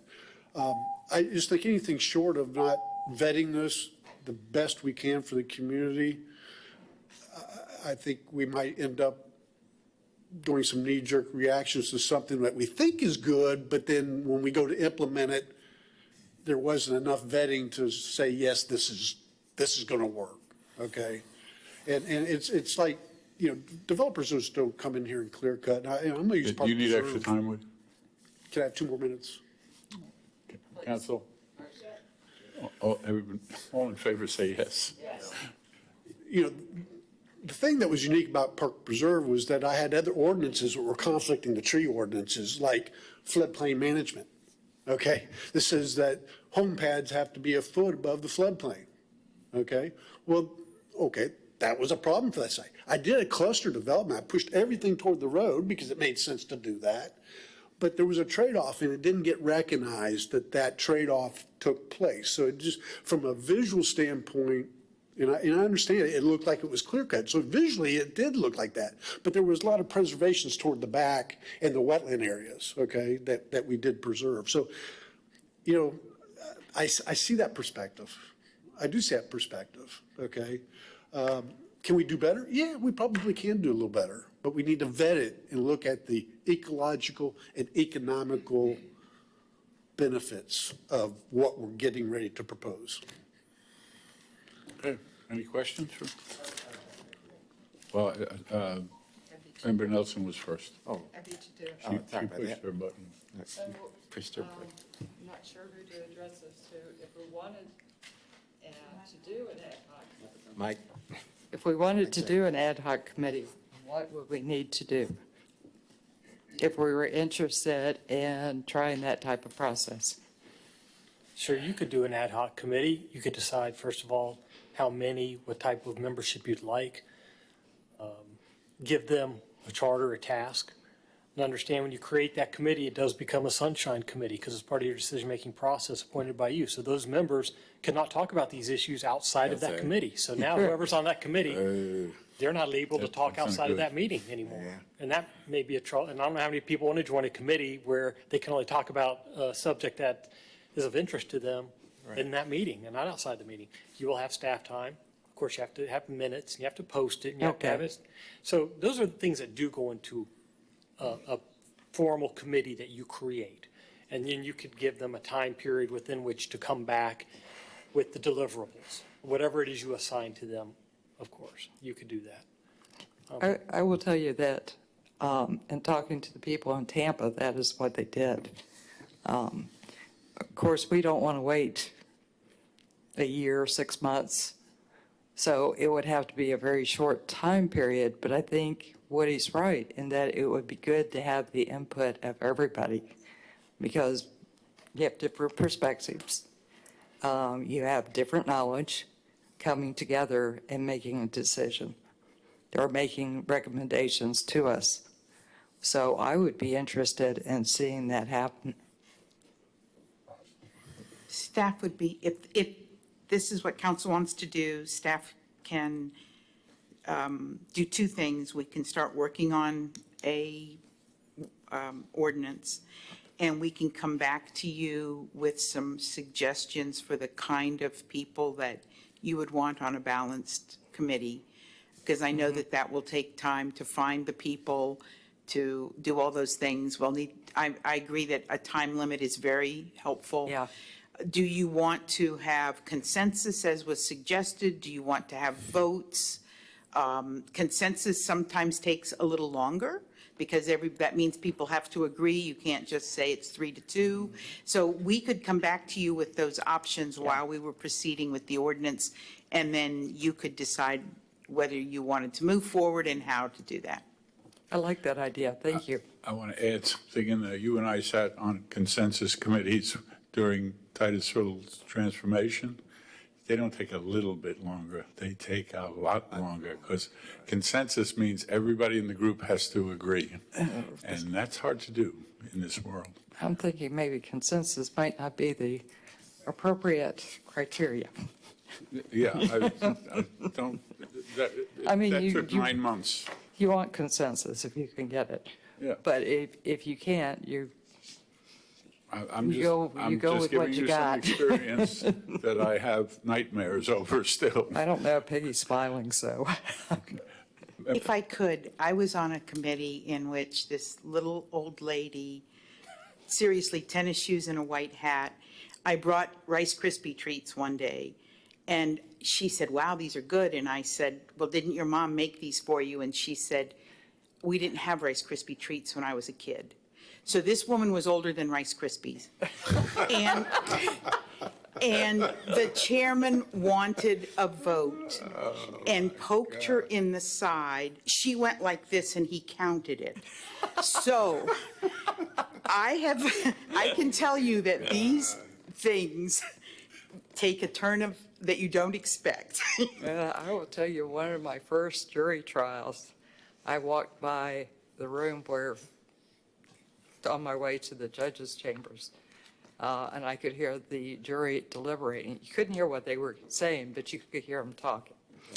And the sweetest little old lady in there was cussing everybody out. I mean, I was just like, oh my God. She wasn't old all the time, remember? Obviously not. I'm going to try and get this back on track, though. We'll be here all night. Okay. So, Member Jordan, you're up next. Thank you, sir. As I said before, we don't want to get this thing too complicated. I accept what Mr. Rice has said about an ad hoc committee, but it's going to prolong this thing. We don't, it's going to be real hard. I'm just looking at the tree team. They talk to each other. If they're part of an ad hoc committee, it's going to be real hard for them not to talk to each other. Then you're going to be violating the law, and then you're going to be in jail for, just because of a tree. And I don't think you want that for sure. I would suggest that Peggy does exactly what she said she was going to do, which was to bring something back after January. If we want to have a group of people to look at that before we look at it and reach consensus or whatever, or kind of hone it a little bit before she brings it back, I don't have a problem with that. But to have a committee, I'm going to tell you it's going to be 1 or 2 years, and then someone is going to say, hey, these trees are gone now because you all are still discussing the thing. So I'm one who like to have action as quickly as possible. We can do it in a reasonable time. I think Peggy had the right idea, and then let's just go forward after that. The low-hanging fruit is what we want to do right now. We don't have that right now, and I believe that what we have in place now is pretty weak. You talking about the sketch plan and where the trees are and all this good stuff. I mean, it really is no benefit to anyone, but if we really want to put some meat in this thing, let's take care of the low-hanging fruit first, and then go after that, after the big ones. So I'm not in favor of an ad hoc committee at this time. Member Stokel. Man, okay, this agenda item is a tough one for me, just because this is not my area of expertise at all, so it's really eating at me. And I kind of agree with both of you guys, and I'm wondering if we can come up with some type of compromise where we can kind of get that low-hanging fruit right now and make some changes. But I'm also in favor of the ad hoc committee for the simple fact of I feel like that's partly what I'm missing right now. I'm getting all of this about trees, but I'm not seeing that flip side that the vice mayor mentioned of, okay, what's that economic standpoint? What does that look like? Where's a developer talking to us right now saying, hey, this is how this could impact me, please don't do this, or I'm not seeing that other side. And I think that could be the benefit of having this ad hoc committee of different perspectives coming together, probably not for the consensus, but if we could have some type of voting, and then the ones where they agree on getting clarification, why did they agree? And then us as council can make that determination of in which direction we wanted to go. But I would like to see something kind of happen for that low-hanging fruit that we can do right now, because I think there are some things that we can do, but I also don't want to just kind of push it through and hope for the best, and then didn't really think it through and get different perspectives. So that's kind of where I'm at right now. Vice Mayor. I'm still where I was when I talked about 30 minutes ago, and that is let her do the easy stuff and let's get started. And Woody, I get it. I'm in a lot of coaches meetings, and we come out sometimes and we really got something, and sometimes we meet 2.5 hours for 3 trees.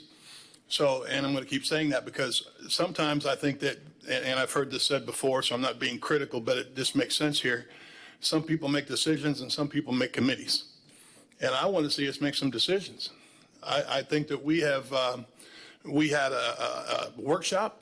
We've had like 3 meetings. We heard all the people. I'm hearing them. I've learned so much about trees I can't even tell you. I'm about to write a book. But no, I'm not. But anyway, I want to see us get started. And then if we, at some point down the road, we come together again and we've got the easy stuff taken care of. I think there's certainly the easy stuff we can all agree on. And then the hard stuff, maybe we ultimately will need to get some people together. But I really felt like we had some experts stand up here, that's not what they called themselves, but the tree cutter people and all that stuff, they stood up here and talked. Mike talked, everybody talked, and I really felt like we were sharing a lot of things. Now, I said the same thing you did before you stood up there. We have to be pro-growth, and we've got a lot of people coming in from SpaceX that don't want to live in Viera. I want them living here. So there's the economic development part of it. And then we've got to deal with the tree part of it. That's been the story from the very beginning. So what I'm saying is I'd like to see us make an ordinance, move forward, and then if we need a committee later, we can do that. But I'm ready to move forward. Okay, I see no other lights. I'm going to make a few comments, but they're going to be pretty easy because I agreed with you when you spoke at first, and I agreed with you when you spoke this time. I think we have to get something done quickly, and we should grab those things we can. It occurs to me that instead of a committee, maybe we could hire a consultant who would be have a reasonable rate, who understands a lot about both sides of the issue. That might help a great deal to add another perspective. That's just a possibility. The basic thing I'd like to see is let's get something done as quick as we can. Now, everybody has to understand, not everybody's going to be happy about everything. That's the world the way it is. Everything we do up here there's always some segment of the community that doesn't like it for whatever reason. So you better understand that. Did you raise your hand? I said, we'll bring signs. Oh, no, it's not funny. It's funny. It was funny. So, no, understand that going in. Everybody's not going to be happy with everything, but let's do the things where we can get a lot done, and most people will be happy with it. And you've mentioned several of those things, so that's where I'm at also. Anybody, at this point, anybody like to make a motion? I don't know that we need a motion. I think Oh, I'm sorry. staff has adequate Okay, you just direction. need information. We don't need a motion. Well, I think you've heard it. Heard it all. Okay. Next item, please. Yes, sir, and council, we're on item 12B. In response to several citizens who spoke during the August 27, 2019 meeting, council directed staff to bring back information on conditional use permit expiration requirements. The interested citizens spoke specifically on their intent to build an assisted living facility under a CUP that will expire in April 2020. The concern expressed was that although the plans were being developed for the ALF, there was not adequate time to complete the project before the CUP expired. Staff has provided several documents for council's information, and Ms. Busaka is available to provide additional information should council have that. I just want to start out with some comments. When I looked at the item that was the land that what's his name had there, it went on forever because a lot had to do with the state and the extensions and so forth, and extensions that we gave, and then the state came in again and so forth. It was an odd and unusual situation, certainly, but it points out very clearly some of the problems of long-term and short-term decisions on this thing. I don't know where the in-between is, but it's clear to me that if it's too short, it's a big problem. If it's too long, it could be a bigger problem because the area might change and so forth and so on, not be able to do that. So it's a matter of coming up with the right number of years on this thing, in my opinion. With that, I'll open it up to council. I don't see anybody saying anything. You want? Yes, sir, and council, we have one card that Oh, you may want to consider. Yep. We have a card. Please come up. Woody Rice? You again? Woody Rice, 505 Indian River Avenue. And yes, this is a real log. And actually, all we're really after is because what the ordinance currently says is that you're supposed to have a CEO or business tax receipt by the end of the expiration of the CUP. And, you know, this is a 10-story ACLF that's going to take a lot longer than a few months to construct. And so if we just had some insurance, because it's very hard to go to a bank or get investors, And they say, well, when does your CUP expires? And we have to tell them, we disclose that, well, it expires if we don't have it built by April 12th. And they look at us like, are you nuts? You know, and so really all we really are after is something that if we get into construction by April 12th and we pull a permit and we're in construction, that we're grandfathered in. We don't have, I mean, I can't imagine, quite frankly, I can't imagine the city coming down and saying, well, Woody, I know you poured your foundation, you did all these things, you did everything, and your CUP expires, you got to stop work. You know, that's not reasonable. So I think all we're asking for is just change the ordinance saying that, you have to be under construction. Once you're under construction, you've satisfied the CUP and you're good, providing the permit stays current. So you have your inspections, you do, because permits do expire also, okay? But as long as you do your inspections as you go, those things stay current also. So I think that's all we're really looking for tonight. Member Jordan? Yeah, I think we need to have an ad hoc committee to talk about this. Only kidding. Actually, I think what Woody asked for is very reasonable for sure. I don't know how we can do it. Peggy, if you have a suggestion on how we can do this. Yes, I'm putting you on the spot. Please. I don't think it's difficult. I think the language could say where it says that they have to have a certificate of occupancy. It would simply say that it is, if not constructed, it has to be under substantial and continuous construction. So we can write language that basically says once the building permit has been issued, as long as it's a valid permit, then the CUP will continue. Okay. That's basically what we've done with site plans at this point, Right. so that the site plan continues as long as the building permit is active. Okay. The only problem I have is when you say substantial. How do you measure substantial? There has to be a inspection every 6 months to keep the building permit alive. Right, so you wouldn't necessarily have to use the word substantial in the code. It would be the Right. fact that you have a active building permit that remains active, and at the time that permit expires, if it's past 4 years, the CUP would expire. That's correct. But the CUP could be active as long as that building permit is active. That is correct, yes. See, I like that better because you can't measure substantial, and that's why I asked the question. Thank you. Vice Mayor? Woody, you heard the explanation. Is that going to be something that will work?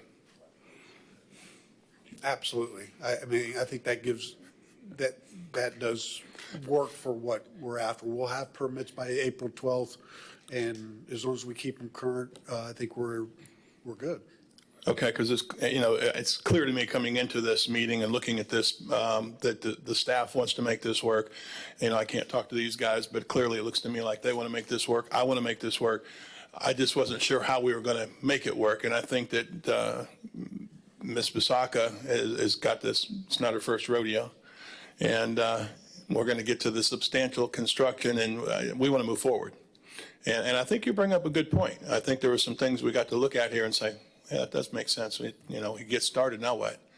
So I appreciate you bringing that forward. And I, like Member Jordan, we want to sit on the committee and we'll decide. That's illegal, too.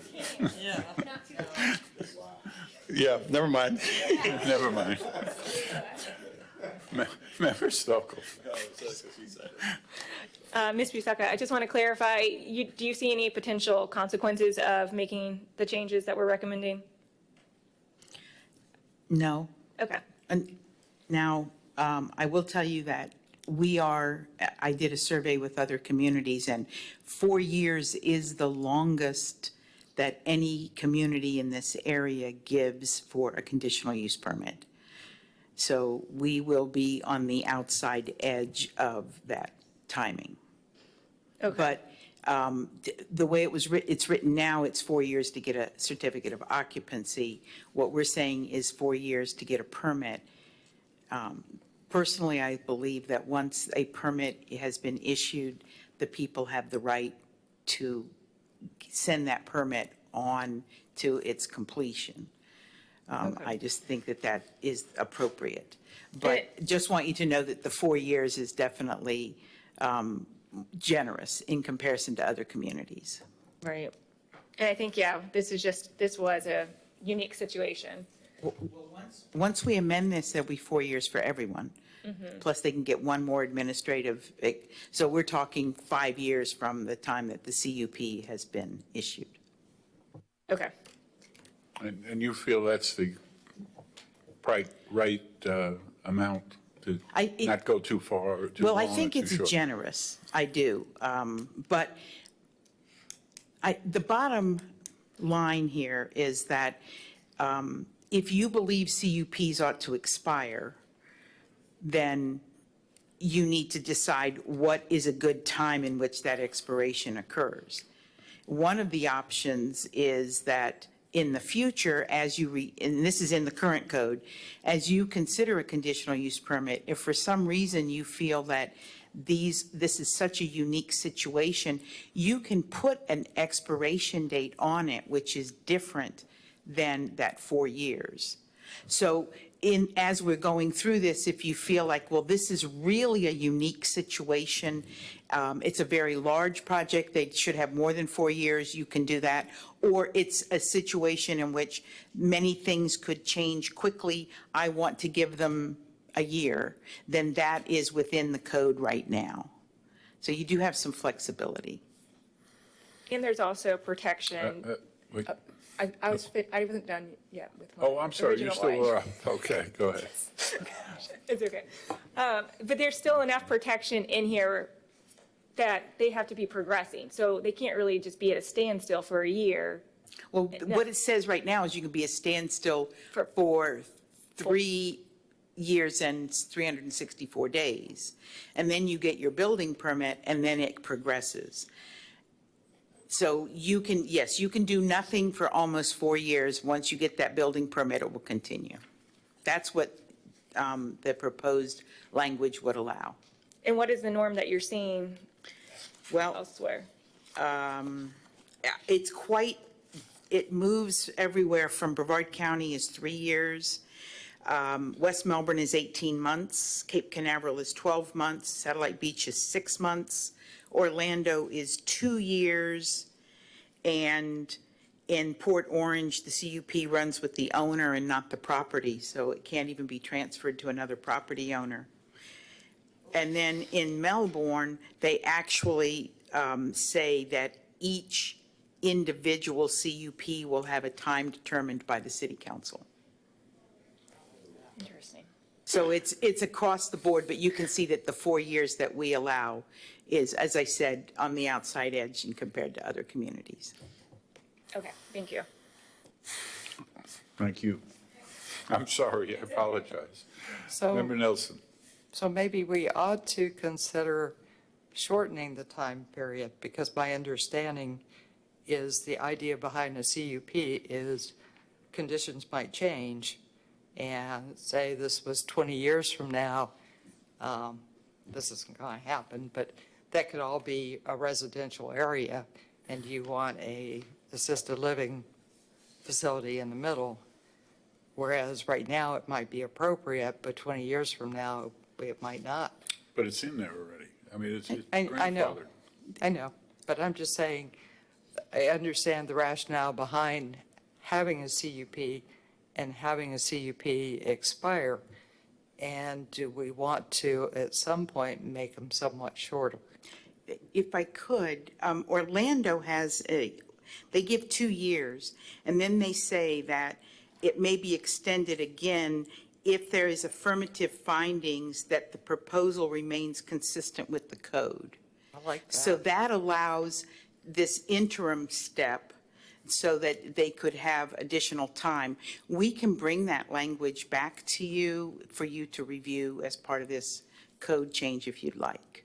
And then you can determine whether that you feel comfortable with that. But that wouldn't affect Woody's project, correct? No, because His is already. this project has been given a specific date. Okay. So in my opinion, unless the attorney sees something differently, I believe we could write this in such a way that this particular project, which we've all worked so hard to keep alive, this is the first time I've ever written 5 ordinances for one project. Yeah, I know. So I'm glad that we're rounding to an even half dozen.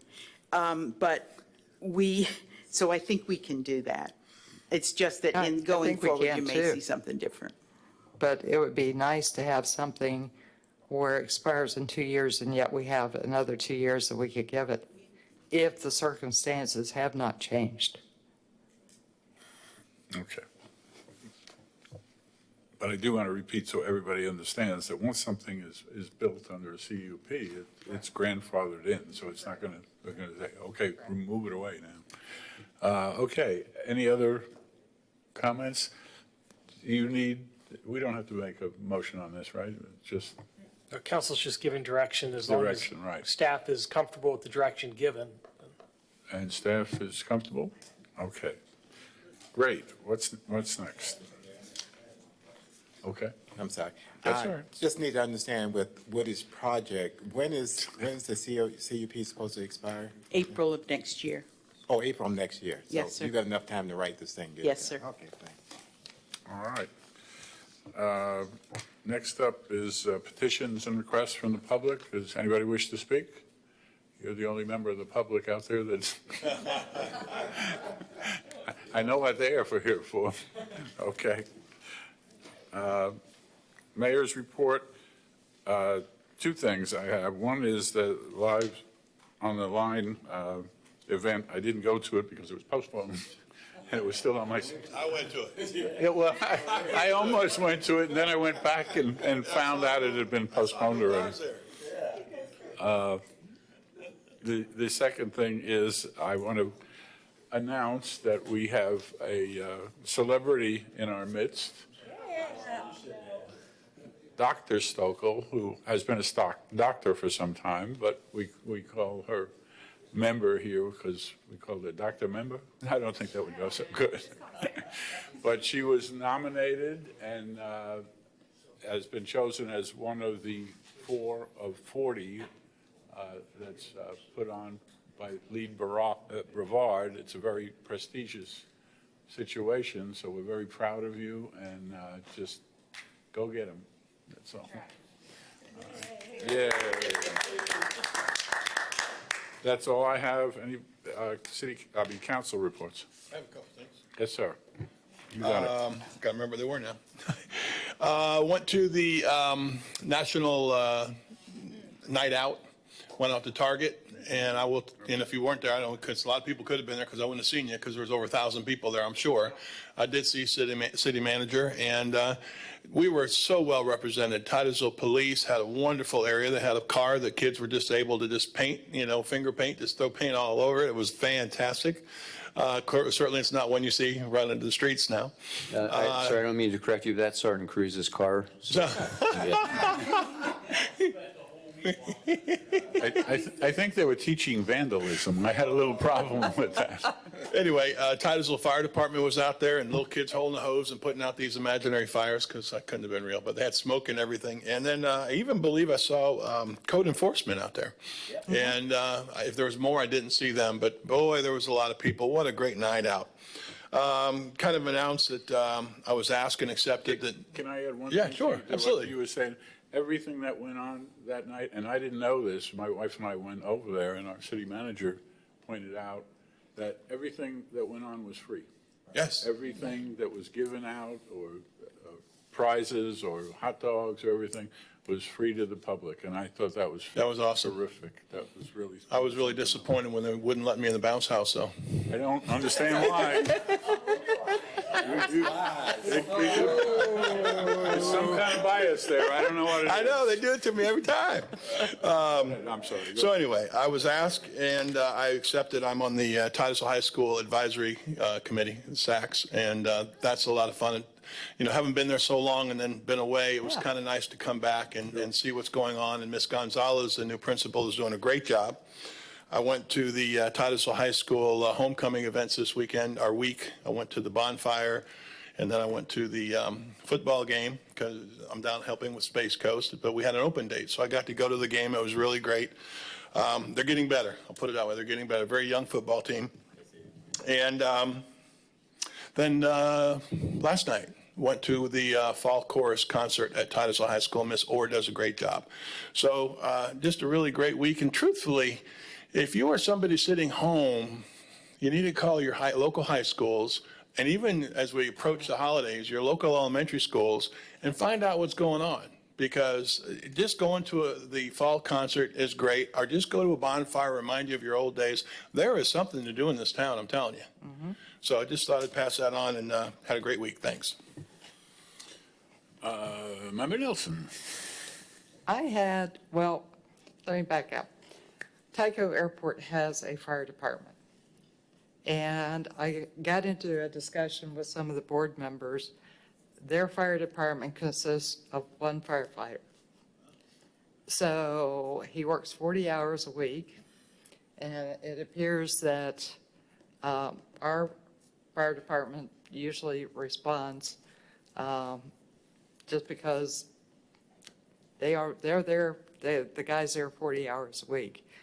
I understand it's a very nice fire department. Fire building. Yeah. Building. And so I was talking to some of the board members about what would happen if we approached them with the idea of let us take that over. At least a couple of the board members.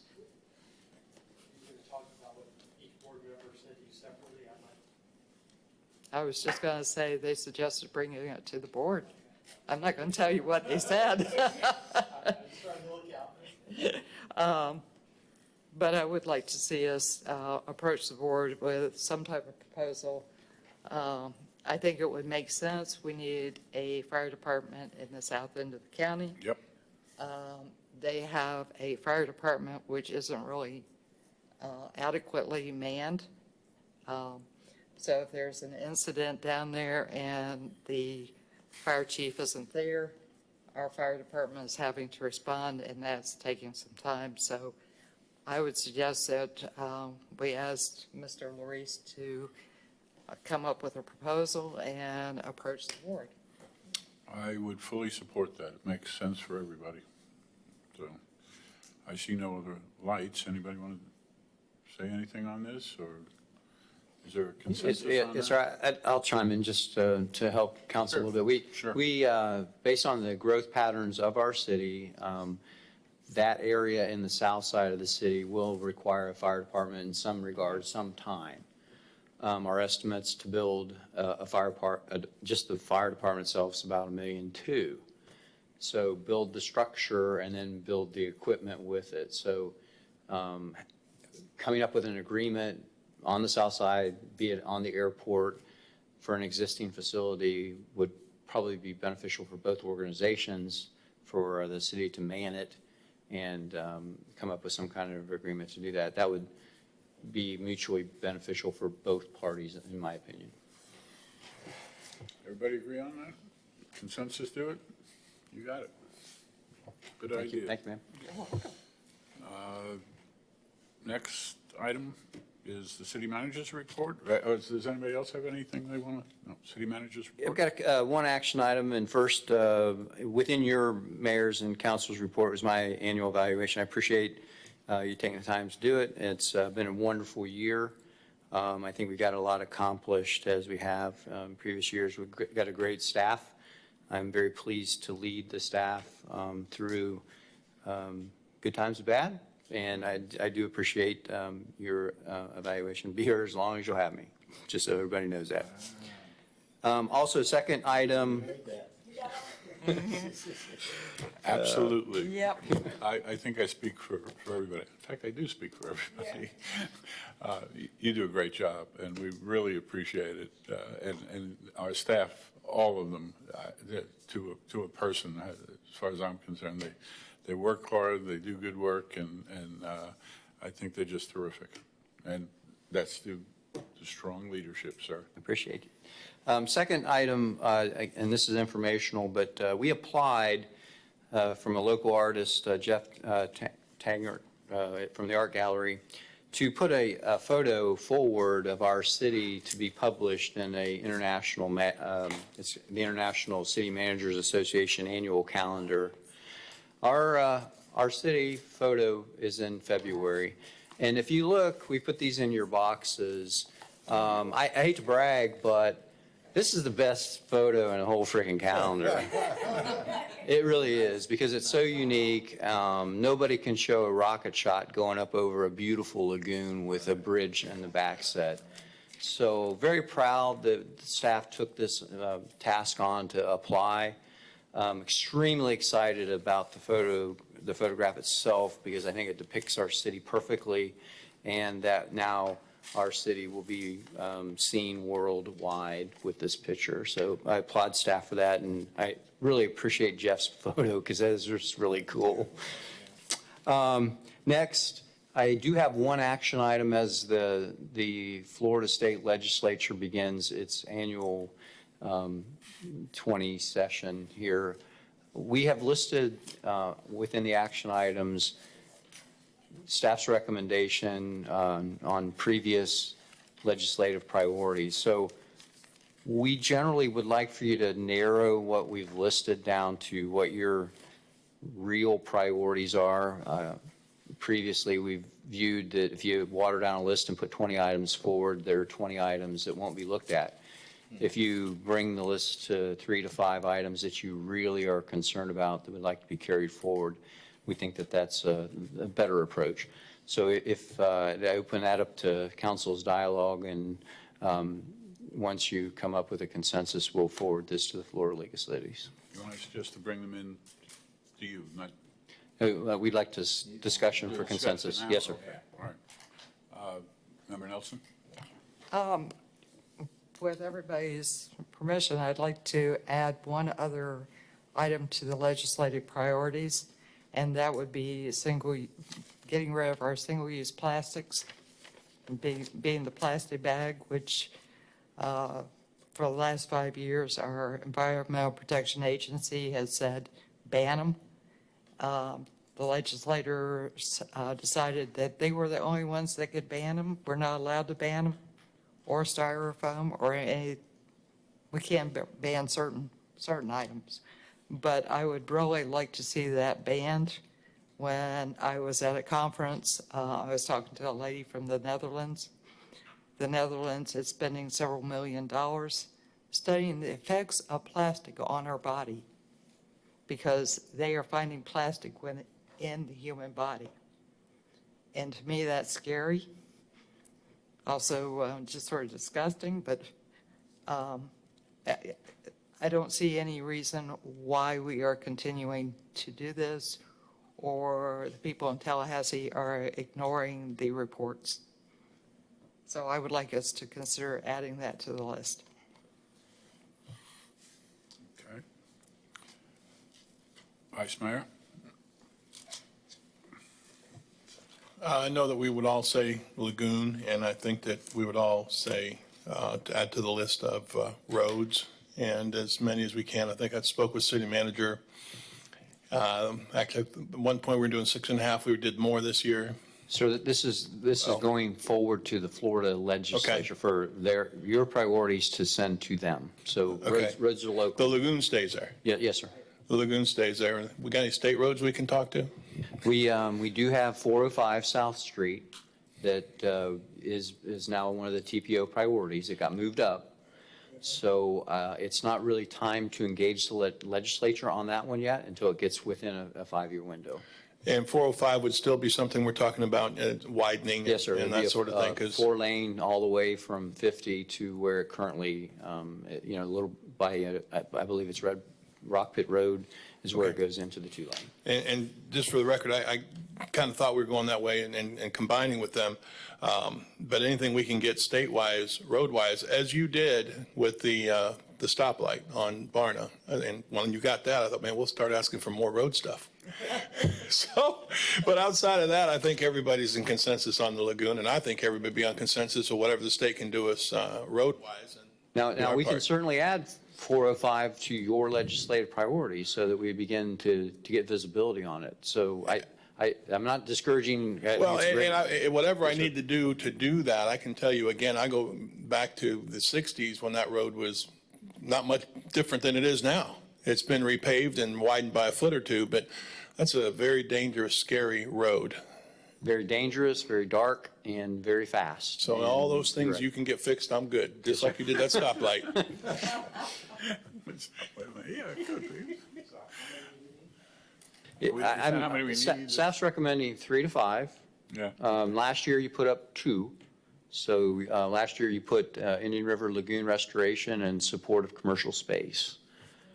So the other hot button topics are short-term rentals and affordable housing is a state issue. So we have that challenge in our county and within our city.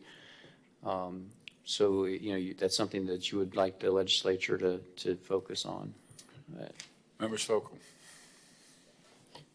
Thank you. I was just going to read for you guys what the league, their priorities are again, just to remind you. Number 1 was Indian River, and I would definitely like to keep that one there. I think now more than ever, I think we're getting a lot of exposure on water, especially with our governor, and so I'd like to keep that on there. They had coastal resiliency planning, that's a tough word, focusing on the coastal areas. Space exploration is one of the league's priorities. I'd like to see that one remain at the forefront and send that one through. Technical and vocational education. I think one of our reps in our delegation is really trying to push for this one. So I think that one might be a good one to continue to advocate for. Short-term rentals is on there. The smoking in public areas, I mentioned this before. I'm still trying to work on getting a House sponsor to actually commit to pushing that forward. I think we have a senator right now, but this would allow us to be able to enforce no smoking in some of our public parks, which we can't right now. And then home rule. And that's what the league is pushing for, our Space Coast League. So I would probably go with the Indian River space exploration. I like the technical and vocational education. So those would probably be my top 3. And then I would like to try to see us push this smoking one, but I'm okay with holding off on it probably till next year if we need be. Thank you. Member Nelson.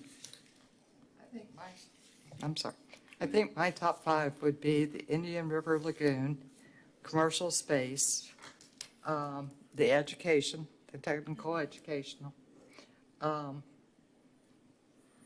the increase in funding for trails and economic development, and a ban on the single-use plastics.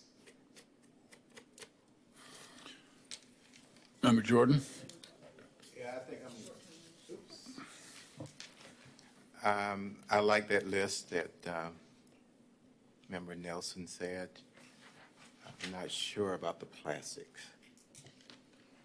You want plastic in your body? Yeah, I kind of like plastic in my body. I'm just not sure how that would really flow. So I'm good with that. I can live with it for sure. I thought, just as an aside, what Mike brought up about the straws, I thought we said something about straws before. You have a resolution? That's what I thought. Yes, sir. Yeah, so. And actually, I walked into Playa Linda the other day, and they had a sign up there, and it says, "Please don't ask for a plastic straw." But you can't ask for a straw. Just can't be plastic, It just right? can't be plastic. Oh, okay. And of course, Dixie Crossroads has no plastic straws. Yeah. So it is sort of getting out there, which is nice to know. Can somebody explain the home rule thing? 'Cause Yeah, sir, that's an issue that the state legislature has a tendency to pass legislation that affects home rule without regard to your ability to legislate. And the second and third order effects are kind of disregarded, is the easiest way to say it. So the League of Cities is very conscious about home rule. I believe that that's probably an important enough issue to add to your priority list. I know you're debating on the plastic, but I'm counting 7 that you seem to have at least a shell of a consensus. Indian River Lagoon, space exploration, tech and vocational education, smoking in parks. I would recommend State Road 405 for It's on my visibility. Trail and increased trail and economic development funding and home rule. That's 7. Yeah. No, the reason Which I is was not asking. too many, I mean. Yeah, no, the reason I was asking, I understood home rule. I just thought that it was so politically motivated that if you have them at the forefront, you might end up with less support, if you will, from the legislature to allow us to have home rule. That's No, what was my actually, thing. when we went through the thing with the CRAs, which I want to talk about that too, I contacted our legislators, and not all of them, but most of them. And it was, to them, that was a home rule So they were concerned. issue, Yeah. and several of them said, I'm for home rule. Okay, And all so right. that's just the opposite, really, what Okay. you would think. But if you're done, I want to. I'm done. Thanks. I think everybody went through one. Did we get CRAs on there? Because I did not mention that. that's kind of hits close to home. And they, I don't think it's over with the county commission, so if we can secure the CRAs for all the cities, I think are all going to be on trying to get that secured. I like that. The rest, I agree with most all of the rest of them. But, okay, Vice Mayor, you're back. Yeah, just real quick. And I think you put it on there, you mentioned it. When I talk to people, anything to do with the state, certainly Lagoon, that's the first thing I hear. But I hear an awful lot about State Road 405. And if you sit in one of these little meetings we do on Saturday morning, you hear an awful lot about that. And you even mentioned the darkness that I kind of forgot about how dark it is. Very dark. So and I like it when we can mention something to them specific, and that's specific. So I like that. Short-term rentals are a rising problem in my mind. We're on the kind of the cutting edge of those short-term rentals. So I'd like that to be noted. And I think that we have to keep home rule on our list because they'll start thinking we're not as interested as we were before. So outside of that, I think we've all said the same stuff now. Does I'm going to ask the attorney, the short-term rentals, isn't that a problem with home rule too? I mean, that they're over, Certainly, it diminishes your ability to govern on short-term rentals in your community. yeah, but I mean, that is a home rule It is situation. a home rule issue, yes, sir. Yeah, so- What the league is supporting currently is if you have a grandfathered ordinance in effect, that you have the ability to adjust it so long as you're not being more restrictive. Yeah, We got a good list. okay. So I just to review, and if any council member doesn't agree, I'm counting 9 items. Indian River Lagoon, space exploration, tech and vocational education, smoking in public parks, State Route 405, increased funding to trails and economic development of them, home rule, community redevelopment areas, and short-term rentals. I didn't hear a consensus on that. The smoking is also a home rule issue. Yep. Could we put those as subs to? So I believe home rule in itself Yeah. is an issue, and I believe smoking in parks is a specific task that the league is, Senator Mayfield is championing that right now. I'm just trying to condense it, but, okay. Go ahead.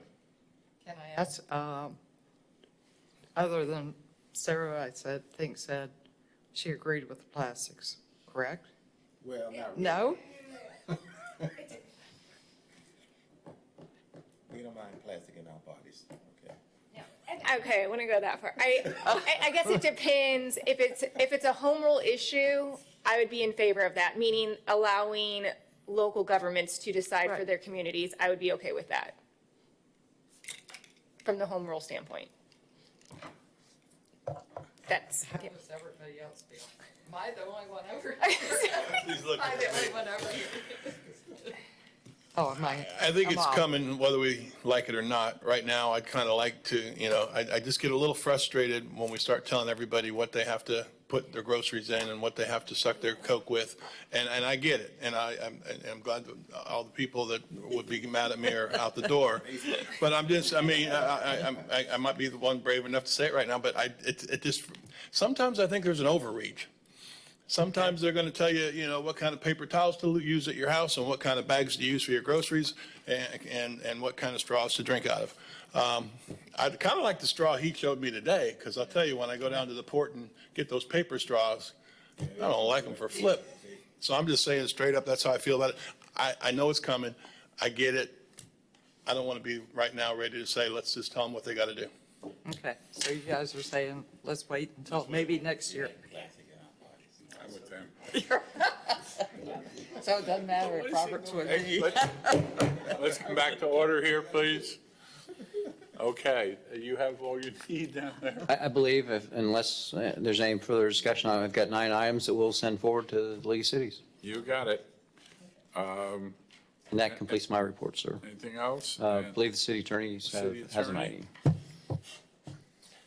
Yes, council, in the agenda, you see a report from me regarding the opioid class action litigation. The U.S. District Court for the Northern District of Ohio has certified a voluntary negotiated class in an opiate class litigation case. The city has the option of remaining in that class action suit, and if there is negotiated settlement, to determine whether or not we would be entitled to any of those damage or settlement proceeds. Or you have the option to opt out of the class. You're not required to be in the class, and by opting out, you can reserve the right to litigate on your own. Is there any expense involved with it on the city's part? Not to remain in the class, no. There would be if you wanted to fight the opiate industry on your own. So I'd recommend you stay in the class at this point and see what happens. I'll keep you updated on that. Everybody agree on that? Agree, yes. Okay, you got it. Yes, sir. Thank you. Anything else, city attorney? No, sir. Okay, anyone else on? Good. Anyone else on council have anything else? If not, we have completed our mission. Declare this meeting adjourned.